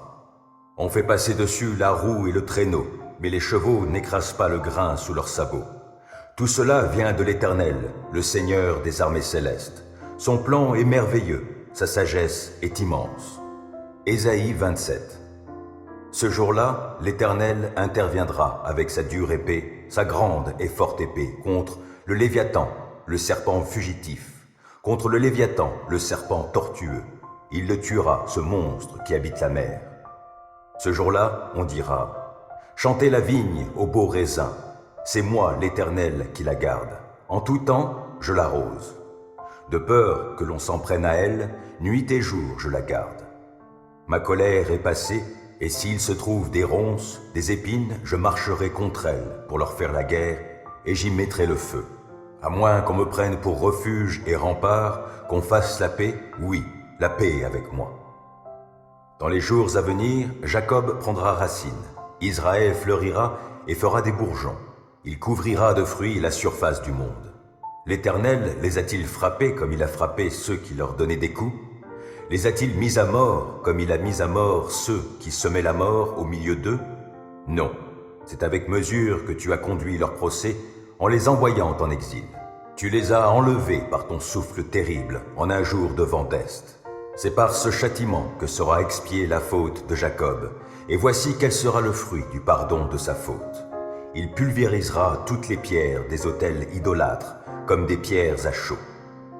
Les pieux sacrés voués à Ashéra, de même que les encensoirs, ne seront jamais rétablis. La cité fortifiée restera solitaire, et elle deviendra un camp abandonné et délaissé comme un désert. Les veaux y viendront paître, ils s'y reposeront, ils brouteront les branches. Et quand les branches seront sèches, on viendra les briser, des femmes les feront brûler. Car c'est un peuple sans intelligence. C'est pourquoi celui qui l'a fait n'en aura pas pitié, et celui qui l'a façonné ne lui fera pas grâce. En ce jour-là, l'Éternel secouera les arbres des rives de l'Euphrate jusqu'au torrent d'Égypte, et vous serez recueillis, vous, Israélites, un à un. En ce jour-là, le grand corps sonnera. Ceux qui dépérissaient en Assyrie et tous ceux qui étaient exilés en Égypte viendront adorer l'Éternel sur la sainte montagne au milieu de Jérusalem. Ésaïe 30. Malheur aux fils rebelles, déclare l'Éternel, qui forment des projets où je n'ai pas de part, qui concluent des traités contre ma volonté pour ajouter ainsi un péché à un autre. Ils s'en vont en Égypte sans m'avoir consulté pour se mettre en sécurité auprès du Pharaon et pour chercher refuge à l'ombre de l'Égypte. Le refuge du Pharaon sera sujet de honte. L'abri que vous cherchez à l'ombre de l'Égypte vous plongera dans une grande confusion. Oui, vos ministres sont déjà à Tsoan et vos ambassadeurs parviennent à Anès. Mais tous seront honteux à cause de ce peuple. Il ne leur sera d'aucune aide, d'aucun secours, d'aucune utilité, mais il fera leur honte et leur fera perdre la face. Oracle au sujet des bêtes du Néguev. À travers un pays de détresse et d'angoisse, dans le pays du lion, oui, du lion rugissant, dans le pays de la vipère et du serpent volant, ils portent leurs richesses sur l'échine des ânes et leurs trésors sur le dos des chameaux en cadeau à un peuple qui ne peut rien pour eux. Le secours de l'Égypte est vain et illusoire. C'est pourquoi je l'appelle Rahav, l'agité au repos. Viens maintenant, grave cela en leur présence sur une tablette. Inscris-le sur un document afin que cela serve de témoin pour les jours à venir et à toujours, car c'est un peuple révolté. Ce sont des fils trompeurs et qui refusent d'écouter la loi de l'Éternel, qui disent aux prophètes, ne prophétisez pas, et à ceux qui ont des révélations, cessez de nous servir des révélations vraies. Annoncez-nous des choses agréables, que vos révélations nous bercent d'illusions. Sortez des bons chemins, quittez les sentiers droits, cessez de nous importuner avec le Saint Dieu d'Israël. Par conséquent, voici ce que déclare le Dieu Saint d'Israël. Puisque vous méprisez cet avertissement et que vous vous confiez à la violence et aux intrigues, que vous comptez dessus, à cause de cela, ce péché deviendra pour vous comme une brèche dans un mur élevé. Un renflement y apparaît, et puis, soudain, le voilà qui s'écroule, et qui se brise comme se brise un vase de potier que l'on fracasse sans nul ménagement, dans les débris duquel on ne trouverait pas un tesson assez grand pour ramasser des braises ou pour puiser de l'eau à la citerne. Car ainsi parle le Seigneur, l'Éternel, le Saint d'Israël. C'est si vous revenez à moi, si vous restez tranquille, que vous serez sauvés. C'est dans le calme et la confiance que sera votre force. Mais vous ne l'avez pas voulu, et vous avez dit, non, nous fuirons à cheval. Eh bien, oui, vous fuirez. Vous avez ajouté, nous irons sur des chars rapides. Eh bien, vos poursuivants seront rapides eux aussi. Et 1000 hommes se sentiront menacés par un seul, 5 soldats suffiront pour vous mettre en déroute. Il ne subsistera que quelques rescapés qui seront comme un mât en haut d'une montagne ou comme une bannière au sommet d'un coteau. Et pourtant, l'Éternel attend le moment de vous faire grâce et il se lèvera pour vous manifester sa compassion, car l'Éternel est un Dieu juste. Heureux tous ceux qui se confient en lui. Ô peuple de Sion habitant à Jérusalem, tu ne pleureras plus, car Dieu te fera grâce quand tu crieras, et lorsqu'il t'entendra, il répondra à ton appel. Car le Seigneur te donnera du pain dans la détresse et de l'eau dans l'angoisse. Oui, celui qui t'enseigne ne se dérobera plus. Tu verras de tes yeux le Maître qui t'instruit. Alors tu entendras dire derrière toi, « C'est ici le chemin, suis-le, là, va à droite, là, va à gauche. » Tu tiendras pour impur le plaquage d'argent recouvrant tes idoles, le revêtement d'or qui orne tes statues. Tu les rejetteras comme une chose souillée, tu diras « Hors d'ici !» Et Dieu accordera la pluie à la semence que tu mettras en terre. Aussi, la nourriture que produira la terre sera très riche et savoureuse, et ton bétail, en ce temps-là, paîtra dans de vastes prairies. Les bœufs comme les ânes qui labourent ton sol se nourriront de fourrages salés que l'on aura vanés à la fourche et au vent. Au jour du grand massacre, où les tours fortes tomberont, il y aura partout sur les hautes montagnes, sur toute colline élevée, des cours d'eau abondants. La lune brillera du même éclat que le soleil, et la lumière du soleil sera 7 fois plus vive. Elle sera pareille à la lumière de 7 jours, au jour où l'Éternel pansera les plaies de son peuple, où il guérira les blessures entraînées par les coups qu'il a reçus. L'Éternel en personne va venir d'un pays lointain, sa colère est ardente. Oui, c'est un nuage oppressant. Quand il parle, ses lèvres sont chargées de courroux, et sa langue est pareille à un feu qui consume. Son souffle est comme un torrent qui déborde et dont l'eau atteint jusqu'au cou. Il va passer les peuples au crible destructeur et mettre à leur mâchoire un mort d'égarement. Cependant, parmi vous retentiront des chants comme en la nuit de fête, et vous vous réjouirez comme celui qui monte au son des flûtes, au mont de l'Éternel et vers le rocher d'Israël. L'Éternel fera retentir sa voix majestueuse, et l'on verra son bras s'abattre dans le déchaînement de sa colère et dans l'embrasement de son feu qui consume, du sein de la tornade, de la tempête et de la grêle. Alors Assur sera terrorisé en entendant la voix de l'Éternel lorsqu'il le frappera de son bâton. Et à chaque coup de bâton que l'Éternel lui administrera afin de le châtier, on fera retentir les tambourins, les lyres. Et l'Éternel lui-même combattra contre lui par des coups redoublés. Déjà, depuis longtemps, le bûcher est dressé. Il est prêt aussi pour le roi, il est profond et large. Le bois est empilé en quantité, le feu est prêt, et le souffle de l'Éternel, comme un torrent de soufre, l'embrasera.